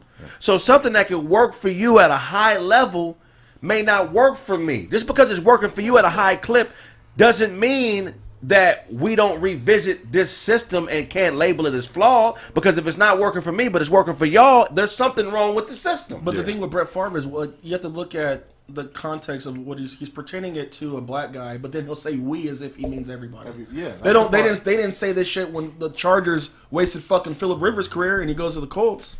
You know, like where was Brett Favre's comments? You know what I'm saying? Like it just he says it, and it's pertaining to only the black pair who's speaking out. And that's what I'm on. I'm on with you, Brandon, because the thing is, when white men start talking about how much money is involved and that you're getting, it's usually really about race. But that's what I'm saying. Because if it guilt shaming. yeah, that's what I mean. So That's it, guilt shaming yeah. because it's supposed to. You should be ashamed that you have complaints and I'm paying you $15. exactly. Well, You should be ashamed. No. of yourself. It should be it's not that, Craig. It should you Or should you be don't grateful. deserve You this. you should be grateful. We giving you this white money, so shut your black ass Yeah, up. shut up and That's play, how I nigga. interpret what he's saying. You're And one I'm of the like, highest this paid shit's quarterbacks in the league. Yeah. You're one of the stars in the league. Just shut up Shut your black ass and up. embrace what that is, because it can be taken away from you. Because the NFL is not guaranteed contracts. You know what I'm saying? So I understand if Brett Favre, if like you said, but I don't think he has that mentality where he gives a fuck about Deshaun Watson like that. You know what I'm saying? Let's be honest. Yeah, he really don't give a fuck. Yeah, so let's say when I hear the money part come out, I already think racism because they playing him what? Hey, And he got something to say about him leaving? Oh hell no, he out his fucking mind. think about Brett Favre. Though. I remember it seems he only talks when it's a black player. I forgot what because I don't watch football no more. Fuck football. But back when I did, back when I did used to watch that shit. Back when I used to watch that shit, I remember when Brett Favre was one of his receivers was in contract issues and was holding out, and Brett Favre he would only speak up when his black receivers would be in contract negotiation issues. Right. Yeah. Brett Favre always got his money. He never had to sit down and negotiate. Brett Favre, you getting this bread. But when someone else, he was always the one speaking up when it would be one of the black players on the team going through the contract negotiations. So Brett Favre, shut your ass up, you drug addict. Well, but when you look at, you got to examine the quote though. So I think that's partially correct, but I think that he has issues somewhat subconsciously with black people. But I do feel like in sports, it's common for retired older players to hate on younger players. Specifically, if Brett Favre is one of the greatest quarterbacks of all time. All facts. Some people say he's the greatest. There's an argument for that. There's argument. There's an argument. He's a monster, right? Okay, now, old boy, what's the quarterbacks from the Texans? Deshaun Watson. He has the opportunity, he has the talent to be that great as well, right? But in every athlete, there's an ego. I'm Brett Favre. I'm the greatest of all time. This motherfucker only been doing this shit for 3-4 years. He already made more money than I made in my first 10 years of my career. Facts. Ain't no way this motherfucker. You know, some of these retired players want you to do everything first and then get paid. You feel what I'm saying? When in sports they pay you at the rate of your production. They don't wait to the end of your career and give you all your money. If you average 20 points a game 3 seasons in a row and it's time for a contract negotiation, they're going to pay you what that stat line is worth at that particular time. Unless you're Kobe Bryant. Unless you're Kobe. Kobe But got that's ripped off. He got 49.5 for 2 years when he couldn't even walk. But that's why I don't think. That's why I don't feel like Brett Favre's issue is a system issue. I don't think it's a system issue. I think Brett Favre's issue is a Brett Favre issue. Just like going back to what we talked about before. That nigga is an addict. Yeah, if you think about the person who has an issue with everybody and everything that they're around, that's the same person we talked about earlier that has an issue with themselves. You know what I'm saying? He pointing out flaw. I think Brett Favre had these issues. You can go all the way back to high school. I think it's a mental concern with Brett Favre, man. And I think they need to quit putting the microphone in front of his face and letting him speak his opinion. That nigga is off. They know. Real quick, why is it cool for? All right, look. Should no man speak on another man's fucking pockets on his unless you're trying to get him more money. So unless that's what you're trying to do. So in this situation, this is some bitch ass shit. Why on earth are you speaking on what that man gonna make? But right. See, when anybody, not just him, when any of these niggas do it, that shit weak as fuck. But see, he started off trying to make it. The reason it's a system thing is because what's the quarterback from the Texans name? Watson.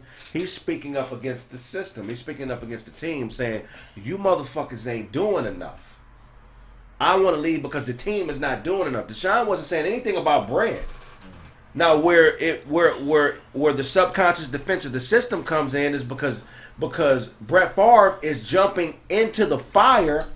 Oh man, appreciate you, James.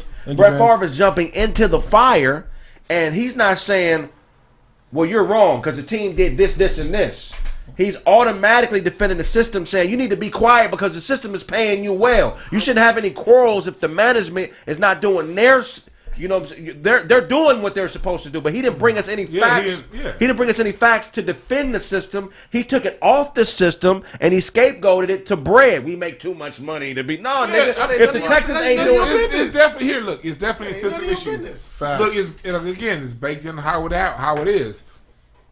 Athletes are people who their whole life they've defined themselves by how good they are. Now you 40 years old, you can't do that no more. Now say it again. The athletes from age of 6 on, they define themselves on how fast they can run, how high they can jump, how many points they can average. And we see it going on right now, like inside the NBA. That's hater central for the young niggas coming up. You know what I mean? Them niggas take turns at the worst questions that they can ask. Because I'm gonna finish this point. I'm gonna finish this point though. What it is you have the people who defined themselves by that their whole life. Now they're 43 and they can't do it anymore. And they see these other young motherfuckers coming. They've never taken the time to find out who am I outside of being able to run, jump, and dunk. Let me look, Brandon. Before you go, there's a such thing in science called guilt messaging, right? And this is one of the things that this is exactly what Brett Favre is doing. Now, this is a form of guilt messaging. Now that guilt messages are really just anger in disguise, the guilt sender is failing to openly admit their anger at you for what you are doing. So instead of just admitting, I'm angry, nigga, because you could just speak up, you know what I'm saying? Instead of just saying that, he goes to the money. Right. You feel what I'm saying? Okay. Guilt messaging is a very complicated thing because it's passive aggressive and it can be interpreted as being a million different things because the sender of the guilt message is not keeping it 100. They're not saying it what it really is, and it's leaving everything subject to interpretation. That's so what can we all agree that what it really is racism? I don't think that. Look, hey, Dozie, it's a combination. Right? I see this two things. Because in the general subject, we're talking about systematically. Yeah. Again, I hear you though. They identify themselves as that. They can no longer do it. They don't know who they are outside of that sport. So now they're judging those who are in it because they've never taken the time to identify who they are. Stripped of their identity. They're stripped their identity is basketball, is football. Yes. Now someone else is living their identity and they can't do it anymore. And so they're going to naturally hate because haters are people who don't know who they are. Facts. And then when it comes to Brett Favre, hell yeah, it's racism because again, the only time throughout his career he's ever spoken about anybody else's contract situation was when it was a black player. Yeah. He didn't say shit about Eli Manning. And he didn't say shit about when other white players do shit like that. Let's go a step further, bro. John Elway gets drafted in the 80s, right? Mm-hmm. Talk about it. He was supposed to go to, I want to say, you guys correct me if I'm wrong in the comments, I want to say Atlanta. And he's like, I don't want to play there. If you guys fucking pick me, John Elway was a high draft pick for baseball. Mm-hmm. He goes, I'm gonna go fucking play baseball if you guys even dare to pick me. Watch. So what do? They get scared and they don't pick him, and the Denver Broncos pick him. Mm-hmm. And he goes on to do great things, blah, blah. If Brett is so into what the system says, you go to whoever picks you, right? Right. Mm-hmm. So my thing is this: if I want him to be consistent, tell me about the John Elway situation or the Eli Manning situation, and the list goes on and on and on. But the John Elway for sure. This guy specifically said, Wasn't his reps. I dare you to pick me because I'm gonna go play baseball if you do it. It sound like Brett Favre mad because he got hold. Right. I mean, Brett Favre, the same guy that was sending dick pics to the reporter. I think it was Jen. Jen sending dick and he was got hooked on caught. drugs the first 10 years of his career. And he did it while his wife was dying of breast cancer. Oh, shout out to Brett. You know shout what I'm out saying? to you, Brett. That shows you. Character has to come into play at a certain point. I'm glad you said that. This is a low character. This is a motherfucker who was on drugs the first 10 years of his career. The Colts. All right, my bad, What Roger. drugs Colts. was Brett on? He was on them anti-inflammatories. Oh, wow. He was hooked on it. Niggas Been said pain pills. ibuprofen addict. And while his wife had cancer, he was sending dick pics to somebody else. And he only speaks on black people's real quick. issues. Fuck Brett Wait, Favre. I think Dewan made a really interesting point that we have to really look at. Who you are and what you do are two totally different things. And we running into a lot of these retired NFL, NBA players, you know what I'm saying, hockey player, all of them, dog, they retired 10, 15. These niggas is lost, man. You got to be able to separate who you are and what you do. It's two totally different things. That's fact. So my bad, they're crazy. They said it was we got some football fans, historians in this motherfucker. They said the Baltimore Colts it was. Yeah. But yeah, man, that's what I'm saying. But just be consistent. Don't just come every so on to criticize like the black athlete. That's corny. When the system is working through somebody subconsciously, they use flaws as guilt justification. So they find a flaw in whoever is going against the system, and they use that to justify guilt shaming the person who was standing up with their chest out like this shit ain't right. How dare you stand up? You got to strike. You know, this is how our system works. How dare you speak out against the system, T.I.? We got 20 women over here who say something else. You know understand what I'm saying? How dare you speak out against the system, Michael Jackson? We got these little kids who say differently. How dare you own your own masters? How dare you? This system is not here for individuals to become Michael Jackson, T.I., and these great conglomerates, you know what I'm saying, who have made tons of money and have our best interest at heart. The system is not designed for that, bro. Remember, when Michael Jackson owned that huge catalog, they made sure that the nigga was dead, and they made sure that catalog was worth 10% less than what it should have been worth because they want that money. The system wants the most out of you, and they want you to get the lowest possible reward for your work. They don't want you to maximize your talents, you know what I'm saying, in conjunction with what you should be making off of it. Go ahead. And also, we gotta put other people that's in there. We talk about accountability. There were a lot of black people ready to kill Michael Jackson because of what they would get for hurting him. You know what I'm saying? We got one of the biggest, richest black women in America that helped try to put a lie out. She got sued for it. Oprah. Lie on what? With the Neverland shit. That's her Harpo Films, the one that produced that. Out about that nigga. Against Michael? Yeah. The Neverland shit. That was her. So You telling me Oprah did the Neverland? She was the host. yeah. That was a Harpo. That was a Harpo production. Oprah don't fuck with black men like that. Yeah, that's what I'm unless they're saying. homosexual or they're very passive. Look, that's true. real shit, bro. When they had the cast of Dream Girls supposed to come on the Oprah show, they said Mike Epps, stay your ass at home. Come. Yeah. Really? Yeah. They didn't let. Wait, what? One of the funniest No. niggas in America. She did that Mike at the Epps time. is a positive dude, bro. Very cool. He's a one of nigga that coolest beat niggas the ever. odds. He's a legendary comedian. And he's an alpha. He not beta. undeniable talent. He's a very smart dude. Very intelligent. Why wouldn't you want Mike Epps on your show? You know when else that happened? Ice Cube had a TV show that came out like in the mid 2000s. It was I forgot the name of the show, but he basically had a white family dressed in black and a black family dressed white, so they could talk about what it is to experience it. They came on the Oprah to talk about that show, and they didn't bring Ice Cube on the show, and he was the executive producer of the fucking show. She don't fuck with alpha niggas. Nah. Period. If you beta and soft, Oprah loves you. If you stand on your own, and I remember the one alpha nigga she did fuck with. I remember Bernie Mac is the only nigga I seen. I'll tell you the other one. When Dave Chappelle when the Chappelle show ended and he went to Africa and came back, she was the first one to do the interview. She couldn't pass He was that talking up. the real shit, but she was the way she was framing his narrative. He was talking about, I needed time to get away, and she was trying her best to make Dave Chappelle look crazy. It didn't happen because Dave Chappelle was smart enough to go around her. Facts. But she was setting traps for that motherfucker, trying to make him look as bad as he can look. But you brought on Michael Jordan in And Tiger. Michael Jordan is definitely an alpha, but Look at her homegirl though. Her homegirl is Tiger Woods. Gail. Gail. That's her Mike Tyson homegirl. and What did she say about Kobe shit? The Tyson Kobe Holyfield. shit. you think Gail is her homegirl? They fucking. Okay. Okay, I'm sorry. Allegedly, Okay. she's slopping that box, my nigga. You know what I'm saying? She own it. That nigga Dunk holler at the same hoes as Young Buck, nigga. Hey, yo, man. Hey, we're going to go to a quick commercial break. When we get back, more Kraig Facts. That shit was good. Damn, I thought you was gonna crush me. I gotta let that breathe. Before the break. Don't be this guy. Raise your drive and libido. It's time to man up with X-Wolf. Boost your testosterone levels to help decrease your body fat percentage and increase lean muscle mass gains. Boost your stamina and blood flow for those tough workouts. And these workouts also. Go to xlabsubs.com to find out more. That's it. Let's go get. I got so much shit to talk about, bro. It's about to get. It's gonna be Yo, you write poetry, huh?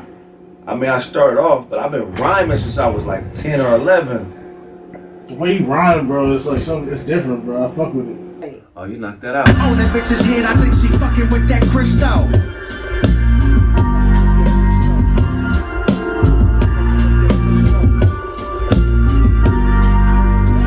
On that bitch's head, I think she fucking with that crystal. Yo, what's going on? It's Patrick Cloud, and I just need to let you know that you need to pick up that Chill Withers LP by TheeKraigSmith right here. Man, it's super dope. This is Kraig how you have never seen him before. I was literally in the studio just watching, and I'm shocked. I jumped on one of the songs. You're not gonna regret it. Check out Chill Withers. Coming to Spotify, all the major streaming platforms and all of that. Chill Withers, Kraig Smith. Let's get it. Man, we in here recording, man. We working on this Chill Withers project, man. Chill Withers. You know what I'm saying? It ain't never too late to blow. Chill Withers, that's how I go. How to do a robbery and get away with jewels. First you map the plan out. Meet her at a man's house. Must have wore some track shoes. Sprinter how she ran. If your girl don't hate you, then her friends won't date you. I think she fucking with that crystal. Every step towards that meth like Wu-Tang instrumentals. Tellin' pussy, why the fuck do you strip for? Die on that battlefield or yield to a lip blow. On that bitch's head, I think she fucking with that crystal.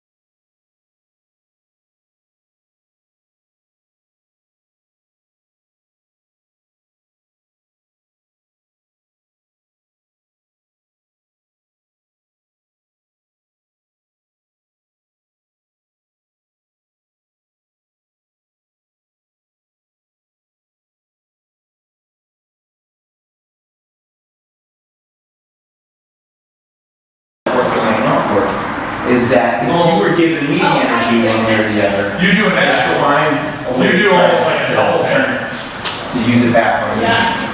Makes sense? So it's an outward block into a hip. Exactly. You're falling, but instead of finishing that,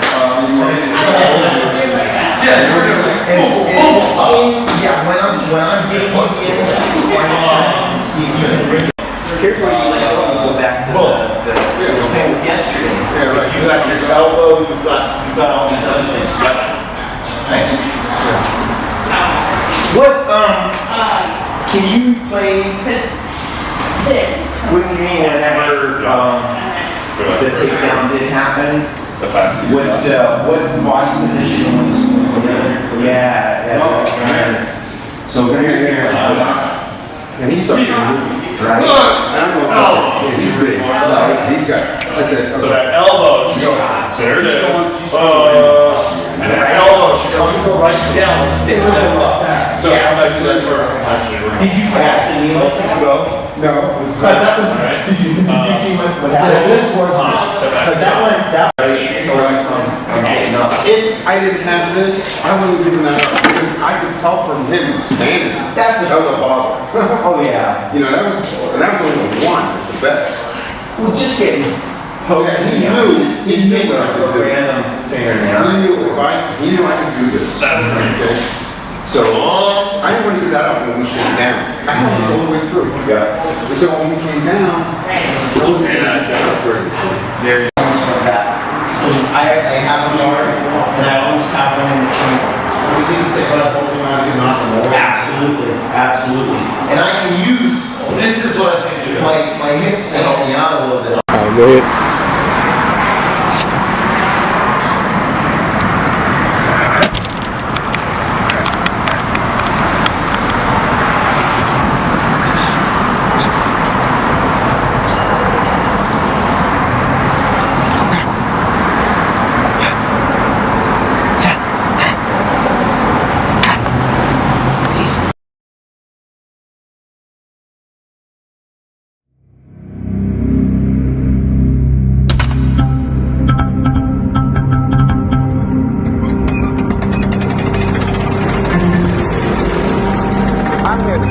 Twisted up comb blows the crow sponge out of the bathroom.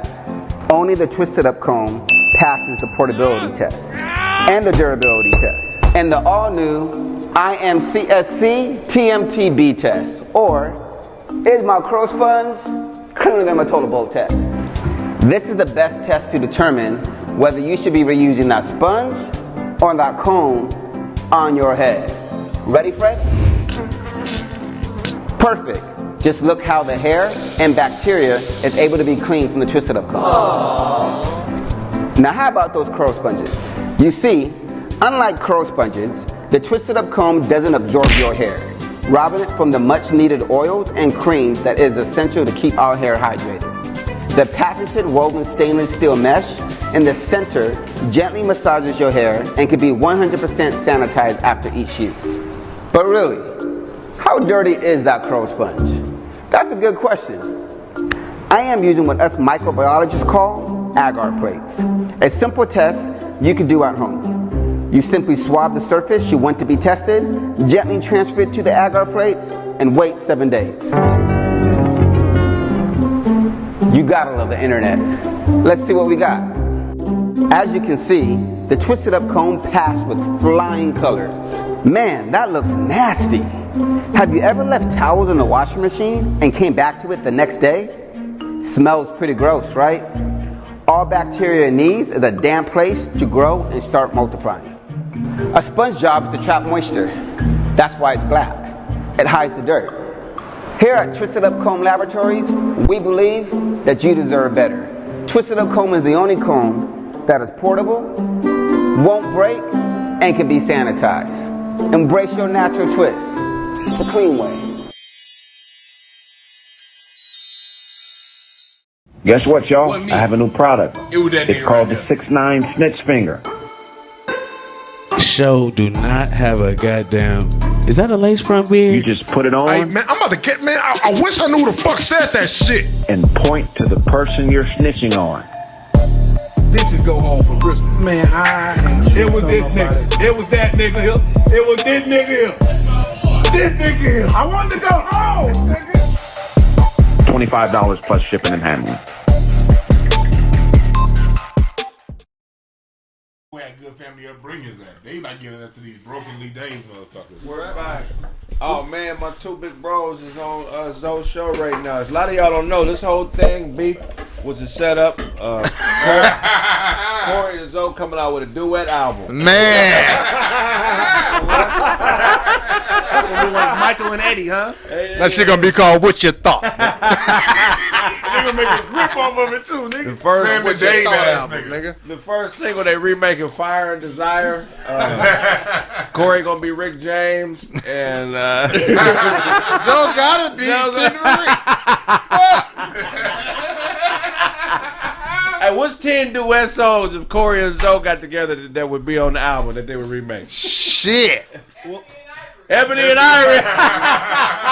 Just the two of us. Just the two of us. We can make it if we try, just the two of us. No, it's not even that, bro. They gonna remix the Cisco Lil Kim How Many Licks. How many licks did it take till you get to the 20K? How many licks did it take till you get to the 20K? How many licks does it take for you get to the 20K? How many licks does it take till you get to the 20K?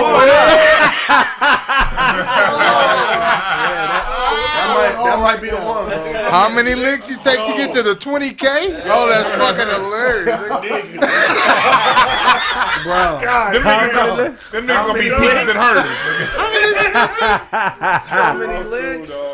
Hey, some of these young cats don't know about Lil Kim and Cisco. Oh, look. That's all dope. Now you know why? Because Lil Kim like a little Asian nail store owner right now. But she was so fine. Oh, I love Lil Kim. She fucked herself. She look like in that video. now. I'm not. But I'm not she do look like Lil the Kim cold. Yeah. She got a whole new. Y'all can't talk about Lil Kim publicly. She got goons. Yeah, she do got guy. I love Lil Kim. Her plastic surgeon to beat your ass. Hey, come on. You talking about my boy, nigga? That nigga. Hey, that's the only nigga that can kill you and get away with it. You don't know who this nigga is. This nigga did his own face. I'm sorry. And then her goons almost beat Charlamagne ass in the street. Lil Kim ain't no punk motherfucker. She ain't no punk motherfucker, man. She's sensitive. And she a hard rapper. She's one of the greatest. Fire. She can flow. She's one of the greatest female rappers ever. She's top 2 or 3 female rappers. I'm sorry, I don't believe in any female rapper. You can't. Lil Kim hard. I don't believe any of them. Lil Kim You can't be no hard female rapper to me. You can't. I will beat the dog shit out of you. That's Charlie Newhart. I don't give a fuck who it is. Look, none of them hoes. It ain't too None of many them hoes is hard. Crazy. But Charlie Lil look like Kim T-Boz. Lil Kim Lil Kim was nice. She was so fucking fuck the rap. She was fine. She was. Like, I don't care what she was fine. Hold on. Are y'all the kind of niggas that repeat the female lyrics in the motherfucking song? Hold on. Lil Kim lyrics, like some of them songs, you can rap that shit verbatim, but she ain't talking about no fucking or nothing. Nigga, She just boring shit. I nigga. lie for you. Die for you. Ruger by the thigh for you. Right hand high for you. Y'all niggas need to shut that shit up, nigga. You said that? I got a Ruger by my thigh for you? You repeated that? Is she hard? Have you ever seen that nigga Charlie? That nigga Charlie still married. They had him as an extra in Moulin Rouge. Charlie ain't trying to hear no female rapper. I ain't trying to hear that shit. They never show my part. Charlie still go to one of them churches that don't let women get in the pool pit. He ain't trying to hear no goddamn. Hey, you better not be wearing no pantsuits in this motherfucker. Handmaid's Tale ass nigga. Oh, that's why Chris Stokes hired you to assemble a damn swing set in his backyard, nigga. Shut your ass up, nigga. 350 with no shirt on. Hey, Charlie played a teenage giraffe in Jumanji.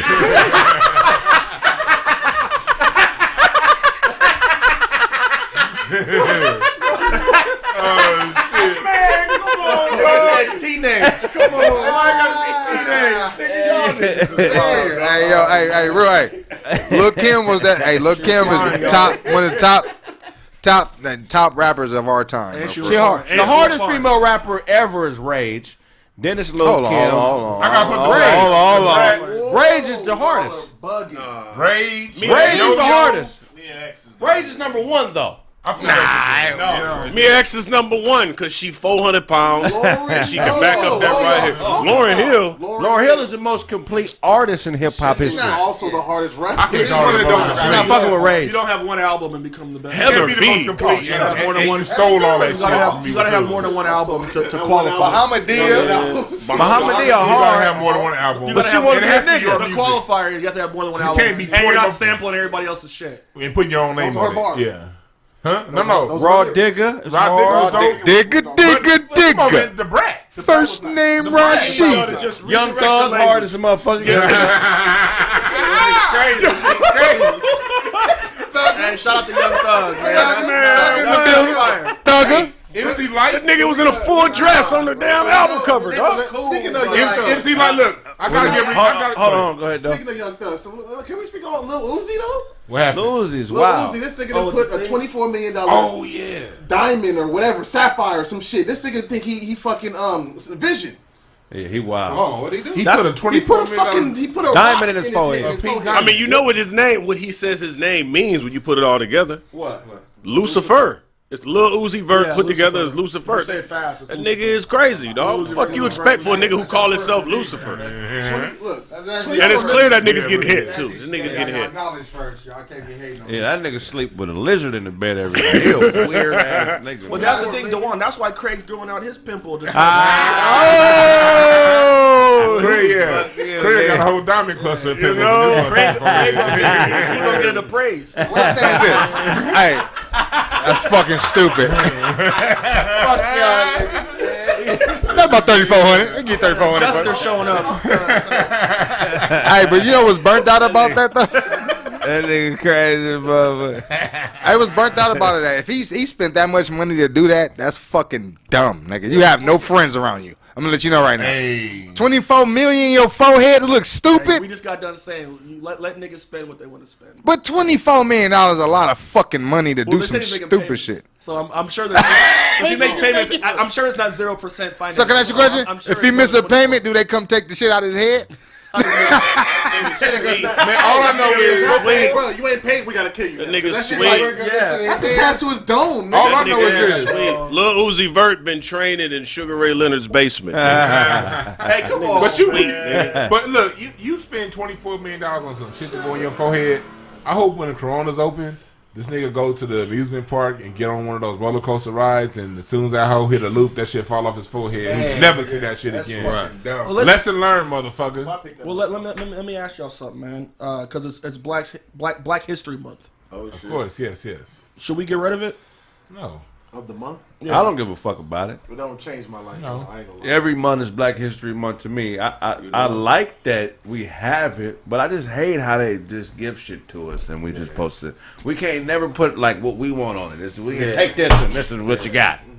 That's kind of because we don't take initiative. Because Yeah, I think that. where it comes down to, look, we got to understand this. Black History Month comes from the father of Black history, Carter G. Woodson. First black person to get his PhD from Harvard University. And he taught at Harvard. And he made it Black History Week, the week between Abraham Lincoln and George Washington's birthday, to celebrate the multiple successes that black people have. Because we are the first engineers of the society. They always want to put us just in slavery. Right. You know, we are George Washington Carver. We are Benjamin Banneker.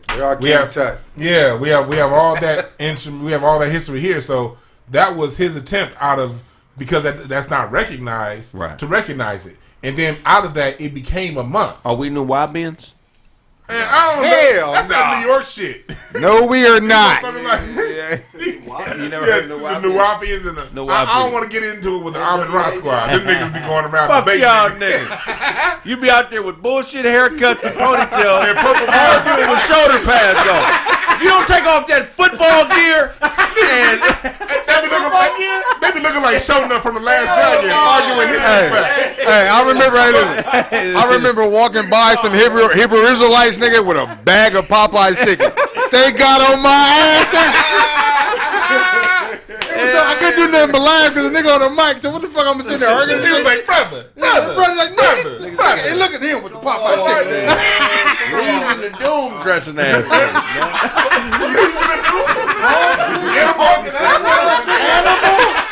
Come on, bushwhacker dressing ass.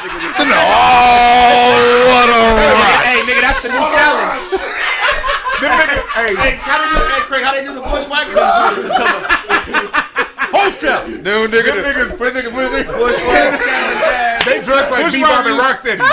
Hey, but like They had shoulder pads. I'm like, that's real, man. No, Them niggas be at Big Five buying all that shit. Nigga. They be in the Big Five looking for the religion. We're the religious section. The religious shoulder pad. That nigga, They go to the religious shoulder pad. I'm in the tennis section next. But look, we gotta remember this shit though. Black History Month isn't something that like what it is. We'll create some shit, and then they'll be like, all right, fuck it. Then play a Jedi mind trick on us and say, okay, yeah, you motherfuckers got it. We created Black History Month. You know what I mean? Just like we created Memorial Day. You know what I mean? Yes, we did. That was to commemorate black soldiers that fought in the Civil War. Seriously? Yeah, Memorial Day. Why you think niggas be barbecuing? So yeah, Tell them about the Twinkie. See the Twinkie, what they did with the Twinkie was Twinkies in Africa. So when was Twinkies in Africa? they put the cream in it. They put the prototype on Craig's nose and said if the Twinkie fit the nigga nose, that's the size we gonna make a Twinkie. And then they brought Randy Short in to test it. To make sure everything was legit. Randy Short? This nigga Kraig sneeze cream filling. Go ahead. Black History Month. Sneeze cream filling. That was funny, man. Black History Month is our creation. And it's something that they expanded upon because, like I said, it goes back to Carter G. Woodson. Read the book, Miseducation of the Negro. Every black person must read Miseducation of the Negro. Okay. And he breaks it down, and he talks about how we got the mindset where we are right now and how to get out of it. Hey, I don't got no problem with Hebrew Israelite. Y'all niggas dress funny than the mother. Yeah, y'all do. I wouldn't be a man if I act like y'all wear purple skirts. Yeah. I'm gonna get a little deeper. Yeah. Go ahead. Who told y'all niggas that the Hebrew Israelites dress like that? Where the fucking pictures at to show y'all niggas that? One scripture. Show me in the Bible where it say, buy all of your shit from Big Sporting Goods. Read. Where in the Bible he said he donned his motherfucking football. Yeah, read. Hey, my uncle's a Hebrew Israelite. His football apparel. Read. Hey, I'm gonna tell you this quick story. Niggas got shoulder Said God said dress like a Power Ranger. That's what God said. Dress like a Power Ranger. You can't have an effective argument with them Hebrew Israelite niggas, dog. Them niggas no, brother.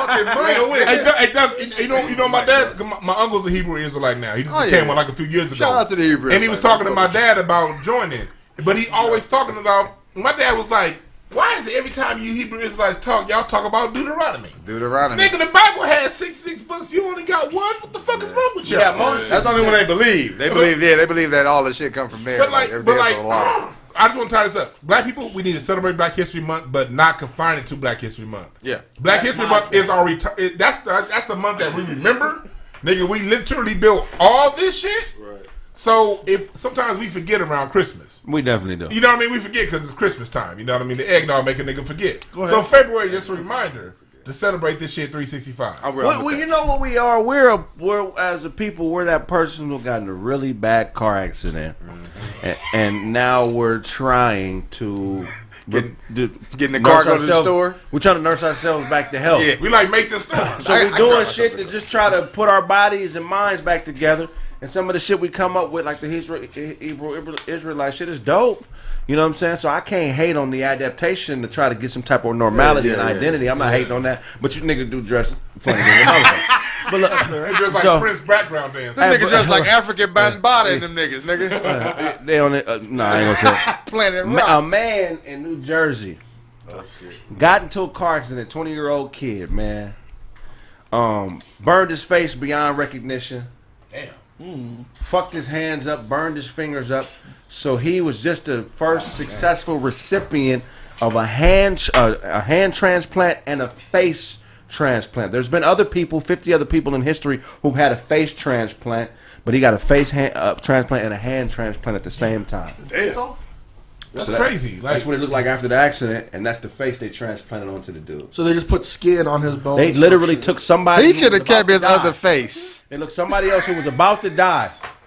Took their face off. Oh God. That nigga ugly though. How you get uglier? It's a lose-lose, but like imagine man. waking up. Hey, Kraig though. Imagine you go through all that trauma. You get a whole new face, and that new face is a Brandyn. Right. That's That'll what be I'm saying. fucked up. Well, what I'm saying This is, nigga look like Roseanne Barr. Nigga said the face is a Brandyn. He gonna love That nigga look like Roseanne Barr. I ain't fucking with you. That's all the Hebrew Israelite, any of this other shit is. We've been in a fucked up accident, and we're just trying to transplant a new face onto a damaged face. Yeah, man. The face don't always look good. Yeah. these niggas to that. I mean, that's a hell of a tragedy. Y'all see what we see? God damn. That's how you be there, man. This nigga is fucked. So they was them niggas. They put it. Okay. I get it. he looked like they found that nigga in the water next to Emmett Till. Oh shit!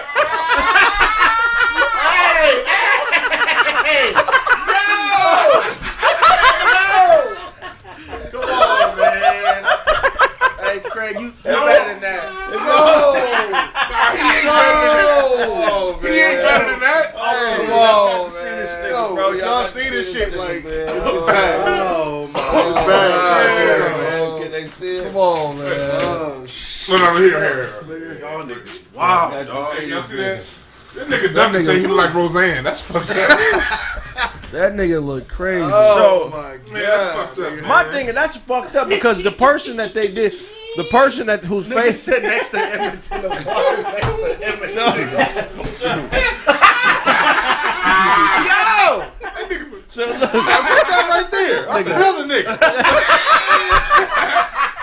He didn't get no arm bar on his face. That nigga got up, dog. Like, nigga, this my spot. oh no, man, they want to be closer. Hold on. Gotta give him that Izzy Dad kick. Oh shit. Stop letting doctors experiment on you, nigga. Yeah, man. Fuck that. I'm good, man. I That nigga, at least he got tatted up. So my thing is this. So the person. Oh my bad. So when you get a face transplant, the person whose face they take is not completely dead. It's somebody who was about to die. What if they make it? That's fucked up. So here's my thing. If you if you're not on the organ donor list, would you allow them to take your face and hands and put it on somebody else's body? Charlie. No, hell no. Nah. No, sir. No, I can't even imagine, dog. I don't want none of that, nigga. I don't want my kids like, but that's daddy right over there. We thought he was dead, but that's him right there on a white man body. Looking weird as Walk fuck. up on your kids, nigga looking like you. But Kraig, that's the thing, right? So I never opted to be a donor on like my driver's license, right? Because let's say, for instance, I got in some bad car accident, blah blah blah, but I'm like the same like blood as, let's say, like Barack Obama, and they're like, well, whose life are we going to value more? This guy's on the donor list. We'll let him die to save this. They do this shit all the time, bro. They just don't admit to it. Oh yeah. So when you have shit like that, this is some creepy like playing God shit. Yeah. You know what I'm saying? I don't know. I can't do that shit, man. Yeah. Like, how does it feel to be alive with a dead motherfucker's face on your face? Kraig, imagine you die, right? And you wake up as Dewan. Yeah. What you gonna do? You understand what I'm saying? He wouldn't be able to breathe this good. I tell you that goddamn much. But what about Like these IVs y'all giving me ain't enough. We need bigger bags of fluid. So you got a face and hands. Chicken broth. Nigga said put chicken broth in the IV. You said Dewan's IV got chicken broth? There you go. You said Dewan's IV got chicken broth. Come on, Hey, look, Y'all niggas don't put no tomato soup in this. Charlie head look like dog nut. Fuck you, nigga. When they get shot off, you gotta take dog balls before you take them off. You got to do to my dog. I know you gotta take his balls off. Do it like that. some movie shit. You got new face, you got new hands. We all know it's coming. You got new hands. Is you beating this shit? Would you beat off if you had another motherfucker's hands on your arms? It just feels different. It's a new feel. You gotta look at your shit. Why? Like, Hey, but does he have a man hands or woman skin? Yeah, put woman skin on my hands. Wait, so the nigga asked to get woman skin. the nigga got it written in his will like during the transplant I want to put hands on mine. And they got to be small and soft, like palm olive. That motherfucker, his old hands was a coal miner's hand. And he played the Congos, nigga. That's some crazy That's shit. wild, bro. Yeah, but yeah, you got to realize, man. There's some crazy shit going on right now. It's 2020, nigga. He gonna have to keep. He gonna have to be beating off residents. He ain't gonna have He ain't to. getting no pussy. Looking like No, hold on. Somebody gonna do it though. That's what I'm saying. You can't say that. I know niggas who, you know what I'm saying, in wheelchairs. That been burnt up. Wheelchair niggas getting it. Got bread, nigga, and bitches is kissing these niggas. He's been better off. They Instagram lit. Better off before the Literally, nigga. Because at least we had sympathy for you. Now it's like, oh, bro, what the fuck is you? Like, Hey, but hoes love them Social Security checks. That's what I mean, man. They ain't going nowhere. He probably getting $10,000 a month. Oh, yeah. He getting that Social Security. Crazy shit. Hey, let me ask y'all a question. He's making 6 figures on the SSI side. That's all facts. I got a picture of that nigga. That nigga's a success story. And he getting like, he ain't paying no property tax, none of that shit probably. Let me ask y'all a real question. I had a conversation with this Puerto Rican chick not too long ago, and she said that her ex-husband was black.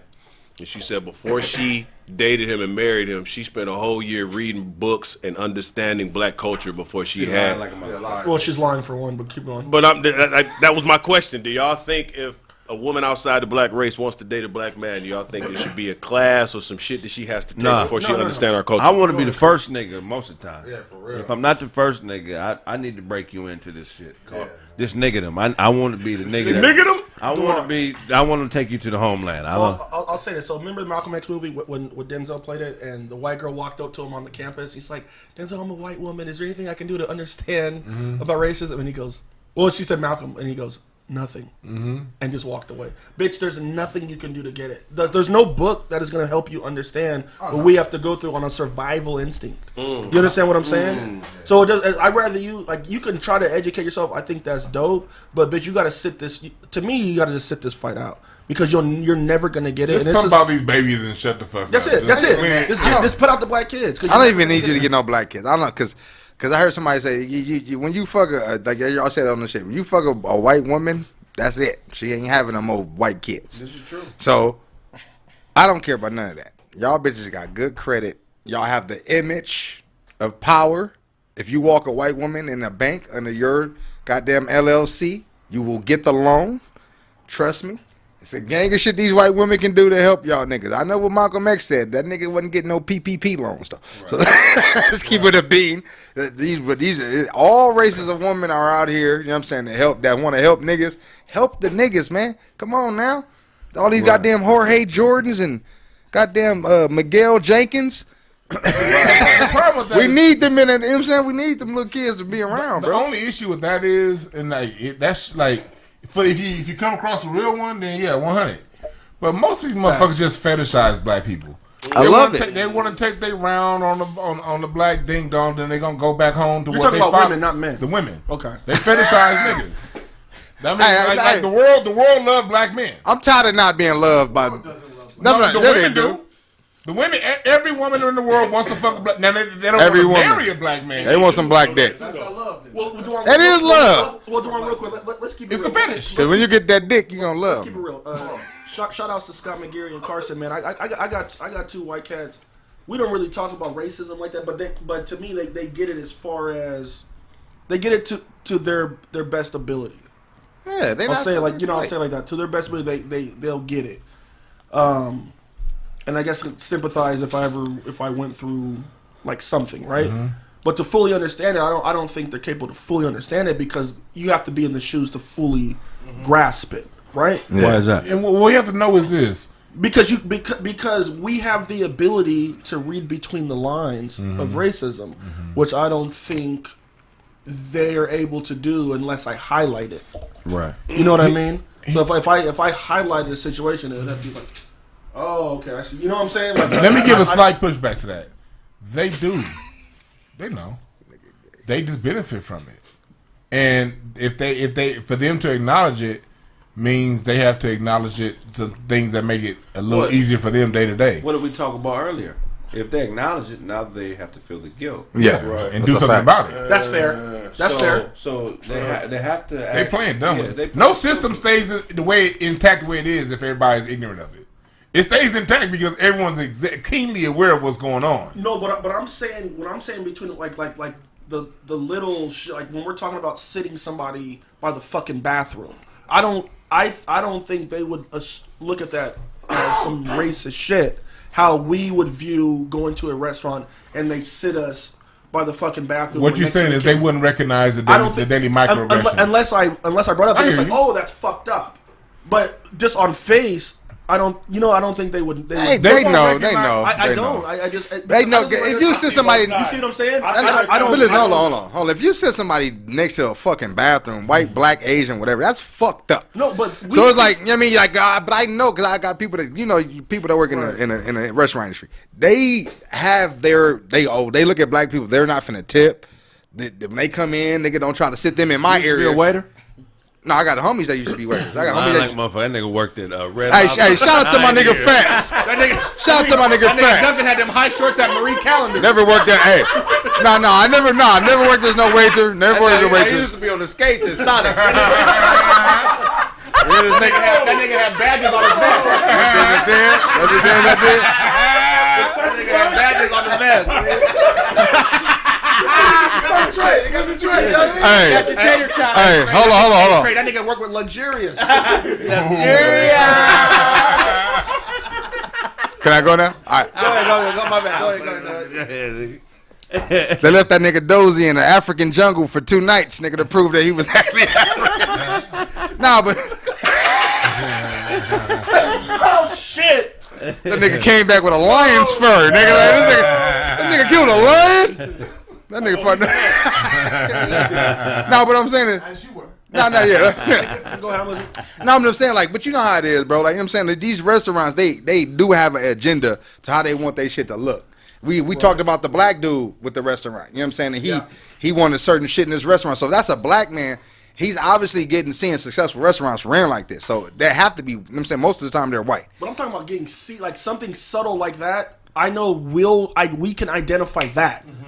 I'm saying I don't think they look at it. They look at it because I'm saying that's not true because our experience doesn't mean you know. But bullshit is bullshit. Like I don't have to be black to be like. If I've been with people who are white that spoke up like we not finna no hell no we not finna do that shit. But they like this guy who was in the car accident. A lot of times when white folks come around us, they put on a different face. That's true. That's fucking true. They're not the same white person they are when it's just them and other white folks. Very true. You know, very true. That's true. They don't know that we know it, but we know it. We know. Yeah. I know it, nigga. I know it's the reason I ain't never been to your house. Right. Facts. Hey, and then, but going to what you said though, you know what I'm saying? Going to what you said though, like Brandon, I don't think the bar is for them to understand. Look, the people always say you can't walk a mile in my shoes. God damn it, because I got my own. You ain't never. Yes, I have. That nigga Dewan walked a mile in his shoes and woke up in the hospital. I don't know if y'all purposely eyeing you up and shit. The niggas Anytime I walked around Kraig's nose, I walked a mile and a half. Anytime I walked around one of Duncan's fingers, I walked 2 miles. This nigga Duncan used these red cups as thimbles. But for real, it's not. That nigga drink butter water. I had nothing. But like, it's not about. It's with not bacon about ice cubes.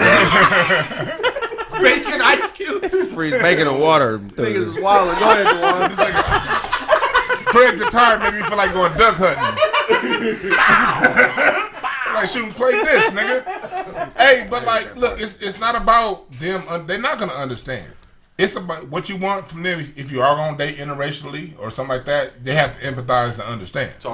They're not gonna see it. So they should. You shouldn't expect them to see it. They can't take a class, but if they're open to at least empathize and then have understanding, now if they're contesting you, that means they're really telling you what they feel about you because they see it. They just don't want you to keep pointing that shit out. Here's the thing. Look, let's be honest. They know. Look, man, where we live at is places called Orange County. Damn. San Diego. Talk about Damn. Orange County. Ventura County. Irvine. If you white and you live in a city that's 99% white, you know. Uh-huh. You know. There's a reason why you don't live around niggas. We know. Man. I ain't tripping. Damn. Because I'm going to be 100. I don't want to live around a gang of niggas either. Man. Go ahead. You know what I'm saying? But I know why you live there. And for me, it's a little bit different. We started off in the hood because the ghetto was a place that they pushed impoverished people. So for me, when I move, it's an economic thing. It ain't necessarily that I don't want to be around my people, but as you start to accumulate more things, you know what I'm saying, you want to be in a safer environment. You know what I'm saying? You want to get your kids in better schools. So unfortunately, where we're redlined to, all the resources aren't the greatest. That's a fact. You know what I'm saying? I mean, in LA, I think it's a little bit better in places like New York, because if you live in South Central Los Angeles, you can find quality education. Oh, yeah. You can find resources. It's not like motherfucking third world, it's not like East St. Louis, Illinois. Now you just moved to Dare Heights. Right, because Beverly Hills, whether you motherfuckers know it or not, is a 13, 14-minute drive from South Central Los Angeles. Facts.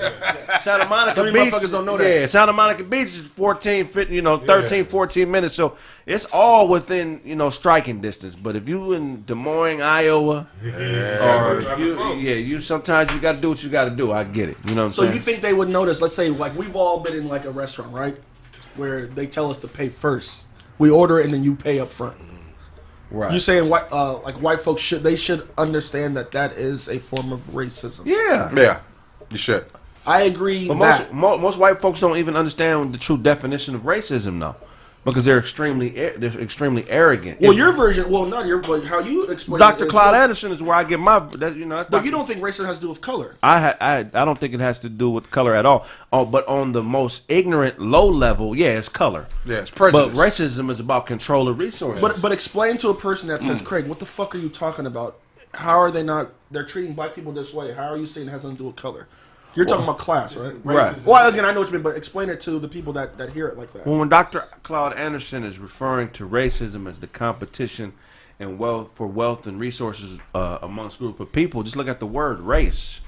It's a race.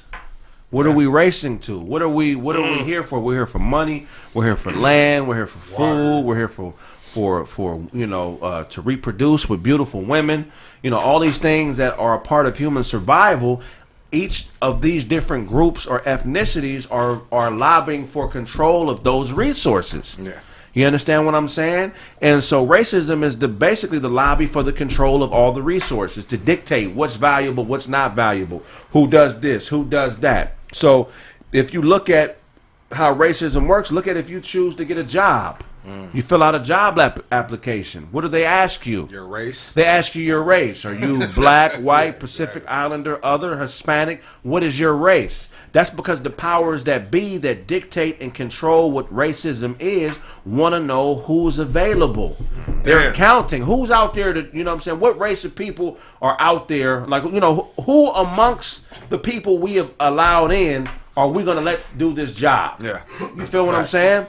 And so that's one element. When you want to become employable and you go to get education and you go to fill out that financial aid paperwork, that FAFSA paperwork, they want to know, what are you? Yes, sir.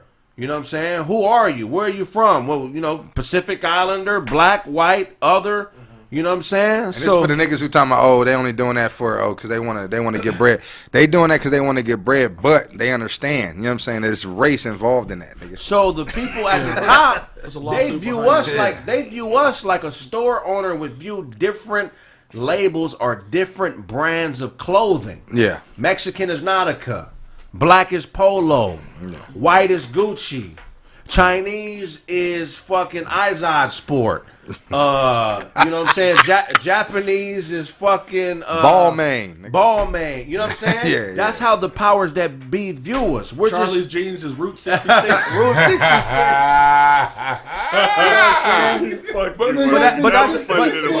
But that's how they compartmentalize. Faded glories. Niggas remember the Route 66? Yeah, but that's how they compartmentalize it. So when it's time to put certain brands on the clearance rack, you know what I'm saying? They know what they have available. So when you find damaged clothes on the clearance rack, the clearance rack would be a representation of the industrial prison system or the legal system.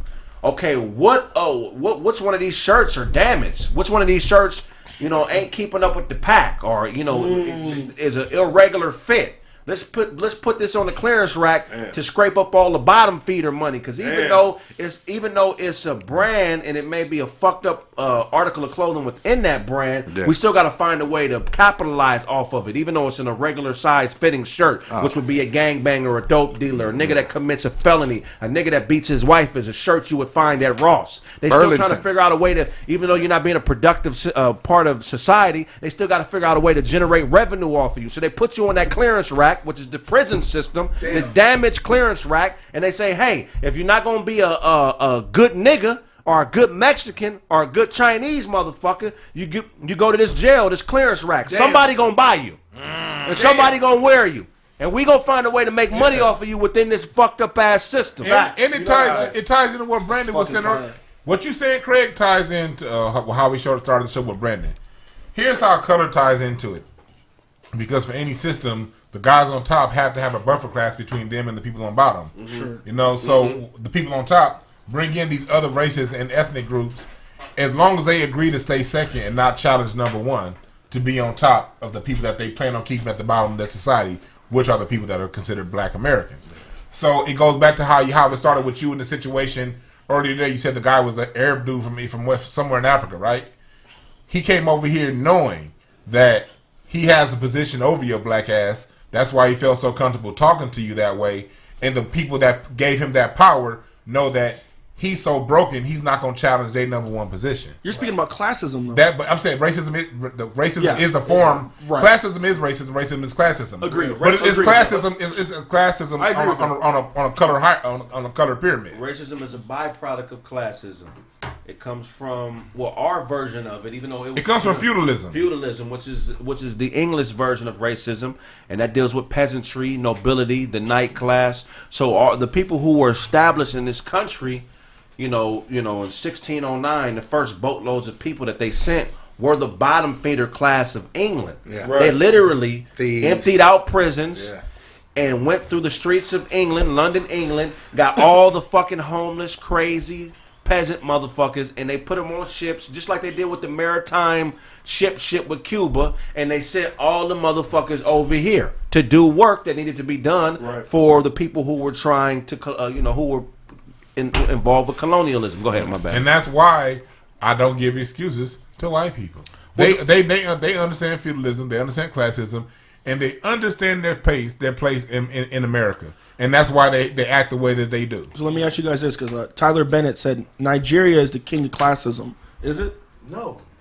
That's stupid, because my father is my father grew up poor, and he's a rich man now. So, stupid, shut the fuck up. I think what they're trying to say, like classism, you can't get out the classes you're born in. No, they're trying to say as far as like there's no middle class. So like there's either rich or poor. Yeah. That's what they mean by classism. So if there's that. That's what I'm saying. But that's fucking everywhere, bro. That's not why y'all niggas is talking. Don't single out Nigeria. That's every fucking. No, let's talk to them, because since y'all niggas is talking about Nigeria, let's talk about America, bro.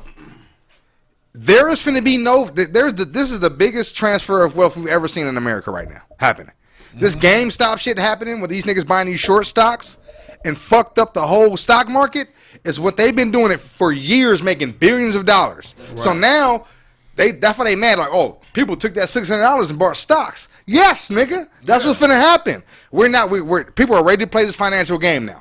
It's not a secret no more. Yeah. If you're not understanding that you need to make money while you're asleep and not woke, you're going to lose in America. Right. So it's not just Nigeria. It's everywhere. There's not going to be a middle class in your fucking country right now. America is not going to have a middle class no more. But the comments, they specifically saying Nigeria is the one that be literally doing. No, that's a lie. That's a lie. That's a lie. Most of the African countries, Nigeria is going to be the most that you're going to see over here. So yeah. So it's all right, fine. We can be the front runner for Africa, which we're not. But that's just what America portrays. That's like face value. Yeah. So it's like, fine. Well, Nigerians are the mustiest out of all Africans. Y'all niggas get a test. I'm not mustard. No, Dozie ain't mustard. We are too close to this. Somebody Dozie learned something by now, nigga. Dozie learned. Somebody would have said something by now. Dozie learned. Dozie learned. What that nigga say mustard? That ain't mustard either. Fuck what y'all talking about. But Duan, from a global perspective, because again, they're jumping on Nigeria here. How are they viewed from a global perspective? How's it? You ever been on Air Nigeria, nigga? That's different. It's undoable. It ain't no air on Air Nigeria. They ran out of room on Southwest, so I was on the Air Nigeria flight, my nigga. From where? It started in Los Angeles, Nigeria flight, and we had a layover in New Mexico. And when I tell you, nigga, how that plane smelled, nigga. It smell like shit? The bathroom was the best smelling part of the plane. Damn. Hey, well, fuck you. You in the crate? Niggas in there sniffing. You in the crate? Come on, man. I'm fucking with you there. I ain't never been on Air Nigeria. Air Nigeria. That's all like, Do they got an Air Nigeria? I don't know if it's called Nigeria. There's definitely Nigeria. So what would you suggest to the average person that's watching right now and they want to get a hold of some game to come out? You said we are part of one of the greatest wealth transfers ever. Yeah. You know what I'm saying? What would you suggest to people that's listening right now? They may have a couple $400-500 or they want to know what game. What should they do if they want to maximize this wealth transfer? Hey, if you're trying to right now in America, if y'all trying to get this bread, y'all trying to actually get on and, you know what I'm saying, do what these white boys been doing for years and years upon years, the game is cracked wide open. There's become more black billionaires in this fucking pandemic than there's in the history of America ever. Talk about it. So it's more millionaires and billionaires that are black, like young men our age, you know what I'm saying, that's getting to this bag because... Hey, you heard what the fuck you said.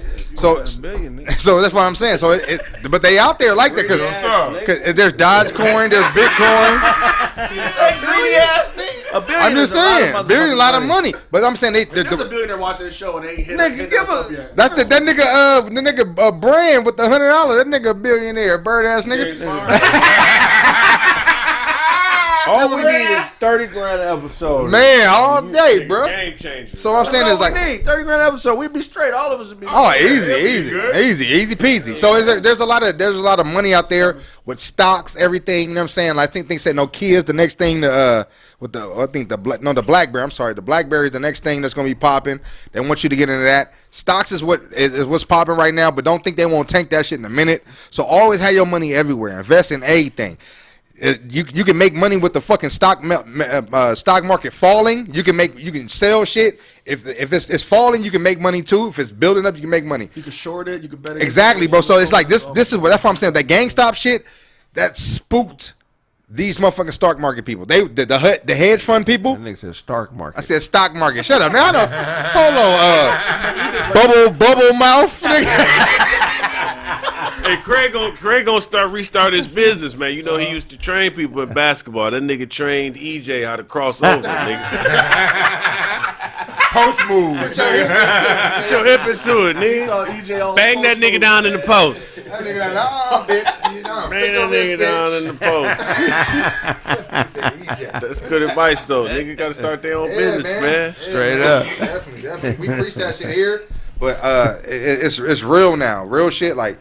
If you're not trying to get this bag right now, y'all not trying to get this bread, y'all bullshitting, y'all think shit is a game.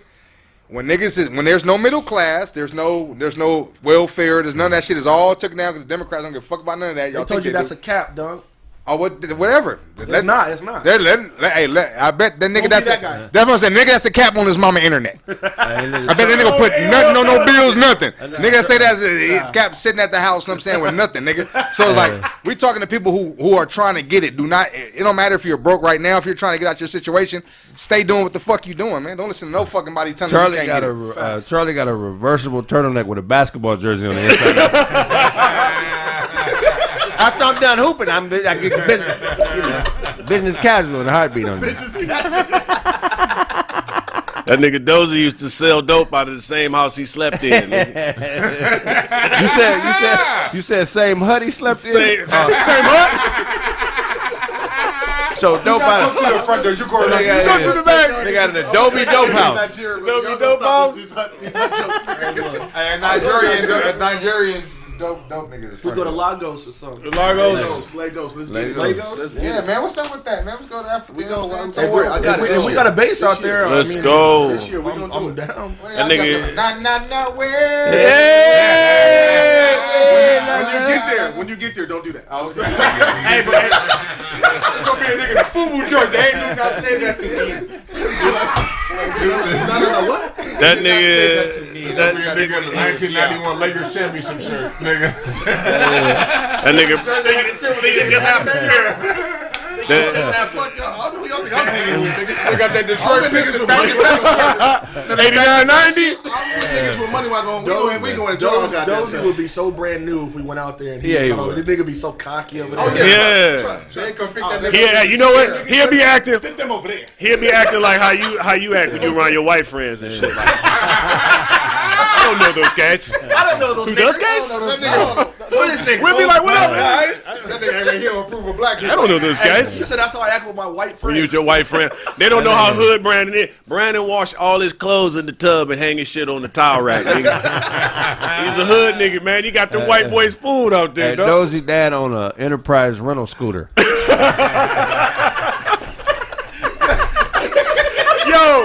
what the fuck? Rental scooter. What you told Chitty his parents got married barefoot? Oh, his parents got married barefoot, yeah. That's my nigga right there, man. Hey, man, that's been this episode. Tell them where they can find you, G. HotepIsh.com, Dewan B on YouTube. Look it up. I got information. I got 2 shows coming up in my next 2 shows. How to identify your casual white supremacist liberal friend. Oh, and smooth. My other show is going to be on how to identify your non-white white supremacist people that you know. Your East Indian African people, West Indian, these people who who don't look white, but they identify as white in here. There's telltale signs by the way they talk. We're gonna talk about that shit. Get them. My dad used to call them white folks niggas. Yeah, white folks niggas. Pops right like a motherfucker. Tell them where they can find you. Hey, man, you know what it is. Mr. Duncan Penny Hughes on Instagram. Fuck with me on YouTube at Gangster Brand Culture. Stop laughing. You fucking up my monologue. You got that? Them niggas get socks for Christmas. They get socks for Christmas. I can't even laugh. One sock, nigga. That's it. You know what I mean? Hey, I got this album coming out, man. You already know Sapiosexual, bro. Y'all gotta fuck with it. I'm gonna release actually two new songs today. It might not be on, might be on the album, but there's 2 hot shits I'm finna drop today. On the Patreon. Yeah, fuck with us. You know what I'm saying? Duncan's OnlyFans. Man, I got an OnlyFans, but I got a fat bitch that eat hot Cheetos in the sweats. She trying to lose weight. Every time y'all donate, that bitch eats some more hot Cheetos. But yeah, fuck with me on this album, man. I love the fucking the support I'm getting from them, saying the people in the chat. They fucking with it for heavy. Yeah, man. You know what I'm saying? Fuck with Charlie Newhart. Fuck with this nigga Doze. You know what I'm saying?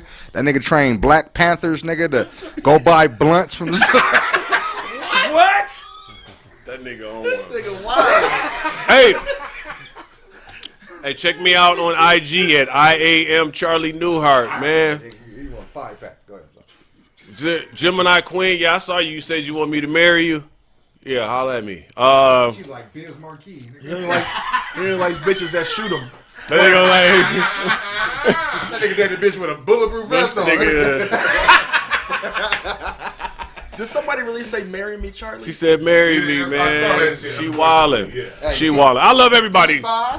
Hey, I love all of y'all, man. Shout out to everybody that's been subscribing to my YouTube, man. Charlie Newhart on YouTube, man. I appreciate y'all. And my IG, IAM Charlie Newhart. I was a conspiracy theorist nigga on the social media, but my shit's growing, and I just appreciate y'all. I appreciate this platform, man. You know what I'm saying? The advice of Kraig, Brandon, getting on me about my social media and just building my own brand. I just want to say thank y'all. This is one of the dopest platforms ever, man. The shit growing fast, and I just honor and appreciate y'all, man, for real. And shout out to that nigga Duncan, man. That nigga, every month he try to convince his family that he don't need to take his bipolar medication no more. I'm solid this month, y'all. Hey, you and your homies have Captain Crunch eating contest, nigga. So you eat the bowl fast enough, nigga. Hey! Real quick, I want everybody just to say happy birthday to my mom. Just her 60th birthday. Happy birthday! Happy birthday! Happy birthday, mommy. I love you. You gonna finally tell her you're on the podcast or no? She knows. She just hasn't seen it. She ain't finna watch this shit. She damn sure ain't finna watch this shit. She gonna show the village. Your ass gonna go back to Africa with a tribunal, nigga. Too many niggas and Happy birthday. No. We say too many cuss words. Happy birthday. Yeah, Mom. Good looking. Not Tim. Happy birthday. Mama Doze. You people I'm talking to, not sure. But yeah, Mommy, I love you. Happy birthday, man. Regular _ DLZ. I know what to find me. Hey, man. Holla at me. Dozie cried when the village goat died, nigga. Name that nigga Samuel L. Jackson. Samuel Jackson's gone. Hey, look, man. I hope you threw away them glasses you had on last week. Nigga. Not the buffs. Not the Burberry buffs. Nigga, Hey man, listen. They bought them motherfuckers in Arco like. Hey, shout out, y'all niggas. Said Arco. Shout out to my hometown, dog. Shout out to my hometown. You didn't fuck with him? I had to cover up my eye, nigga. My eye was fucked up, man. Shout out to my hometown, dog. Who? Charlene bust that nigga. Why? You gonna keep going up, Kraig? Going that nigga. Why? What you say, Kraig? Nah, I ain't gonna say that. What happened was him and Langston was running the train on Charlene. Oh, come on, dog. And they dicks touched and they started fighting. Come on, nigga. No, Langston sir. fired on him. Bow, No, nigga. Langston rolls up. They're gonna send her this. Come on, that ain't true, dog. This is a joke. But I mean, I heard she hit him because he actually asked for money for filming with her.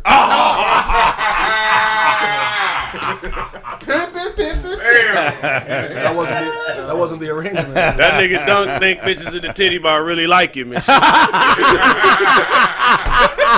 That bitch, but she said she liked me. Give me, come on. That nigga Charlie will live with you just to babysit your kids, ask him where to stay. Hey, shout out to my hometown, Detroit, man. You know what I'm saying? Look, I was born in Romulus, nigga, outside of the city. So quit that nigga Charlie from South Nova. I still whoop your motherfucking ass, nigga. You know what I'm saying? Nigga talking about Charlie got his buff snatched in Detroit. Nigga, ain't nobody snatching shit. I'll beat your motherfucking ass. We gonna have a show this summer in Detroit, nigga. And I want to see y'all niggas to come out. You know what I'm saying? But shout out to the hometown, dog. That nigga Charlie started a YouTube skit union so niggas. A YouTube skit union? I'm standing up for all these whores that don't know shit about skits, but they got ass. If you're a whore with ass, holler at me. I get your agent. I get your agent, bitch. This nigga, dog. I get your agent. Just holler at me. You know how I do. You know how I do. You know I was in Chicago. You know I was in Chicago PD. Oh man, niggas gotta start getting the behind the scenes shit. Oh my god, dog. This shit funny than a motherfucker. Hey, fuck, I forgot what I was gonna say. Give me a tag, nigga. Oh, make sure y'all watch our episode Tuesday. Yeah, it's the 1 year anniversary, y'all. Yes, Year of greatness, baby. If anybody was again, if y'all came on the way, jumped on the bandwagon midway, man, we respect y'all too. Yeah. But the ones that came here when we first started, man, it's a different vibe with y'all. Hey man, CT, y'all can tell them. But we love y'all. We appreciate. Not even that, Brandon. How many moderators do we got in that motherfucker? 1 or 2? Well, I only have one. I don't know exactly. I don't know how Lovelace jumped on it. And Lovelace and finagled her way in there. Jumped on it, but I gotta have a talk with her. But she finessed. I don't know how she jumped on it. I don't know even put her on there. But bro, 1 year, bro. One year of this shit, man. Sir. We didn't know what it was. Man. This shit's growing, man. And obviously, this stuff's not possible. It's not for you guys in the audience, man. We have fun with you. We talk about stupid nigga. This is entertainment. At the same time, too, people. We would not be here if it wasn't for you guys. Yeah, we love y'all, man. Thank you guys. Hopefully, you guys are here Tuesday. Y'all the dopest. So we're gonna have a fucking party here Tuesday, bro. I'm Ubering here. Hey, when your birthday, my nigga? I'm Ubering this. When's your birthday? Oh man, I don't even know. Your birthday today, nigga. Wait, it's this nigga birthday, dog. Is it really? Yeah, today my birthday. Wait a minute, I'm like, hold on. Happy birthday, my nigga. Why the fuck you ain't saying nothing? Hey, but listen, but this, ain't taking shots or nothing. Nigga. this is a. Hey, but you know what? You're supposed to Listen. go shot every 10 minutes, bro. We gonna get his ass back Tuesday. So Tuesday. But this is a testament, man. Everybody in the comments, this is a testament of Cash his App, character, Cash dog. App, it's Cash his App. birthday. He's a humble dude, man. This is a testament of his Cash character. App Happy Kraig, birthday, man. bro. Yeah, he Cash App this nigga. Put his Cash App up, Kraig, dog. so he can buy 2 new blouse sweaters. Happy birthday, bro. 100, I appreciate man. you. Love you for that. Real quick, man. We love you, bro. Man, appreciate y'all. We in the West, So, like, man, it's hard for niggas to live years like that. The Instagram is B12 World, letter B12 World. If you're looking to buy a car, we're helping hundreds of people right now, y'all. We're trying to get to the thousands. Go to the website, TheeKraigSmith.com. Go to the how-to page. Scroll down to the form of how to buy a car. We have a company that literally is getting people cars worldwide now. They have their own in-house financing. Don't worry about the credit, people. Some of y'all, I don't think I can qualify. They have their in-house credit. Y'all gonna get qualified, and everybody's getting cars right now. Make sure you tag us too. We're gonna start posting up. We've already been getting people sending this stuff, so just start tagging it. We're gonna post up the new whips y'all getting. Man, everybody's being happy. Blah blah blah. If you wanna sponsor the podcast, put an ad in the commercial. TheeKraigSmith.com. Click the contact page.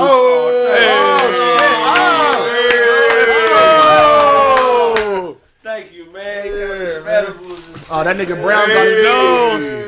That nigga Brown got him a hairline. Eat one for my birthday? I'll eat one for you.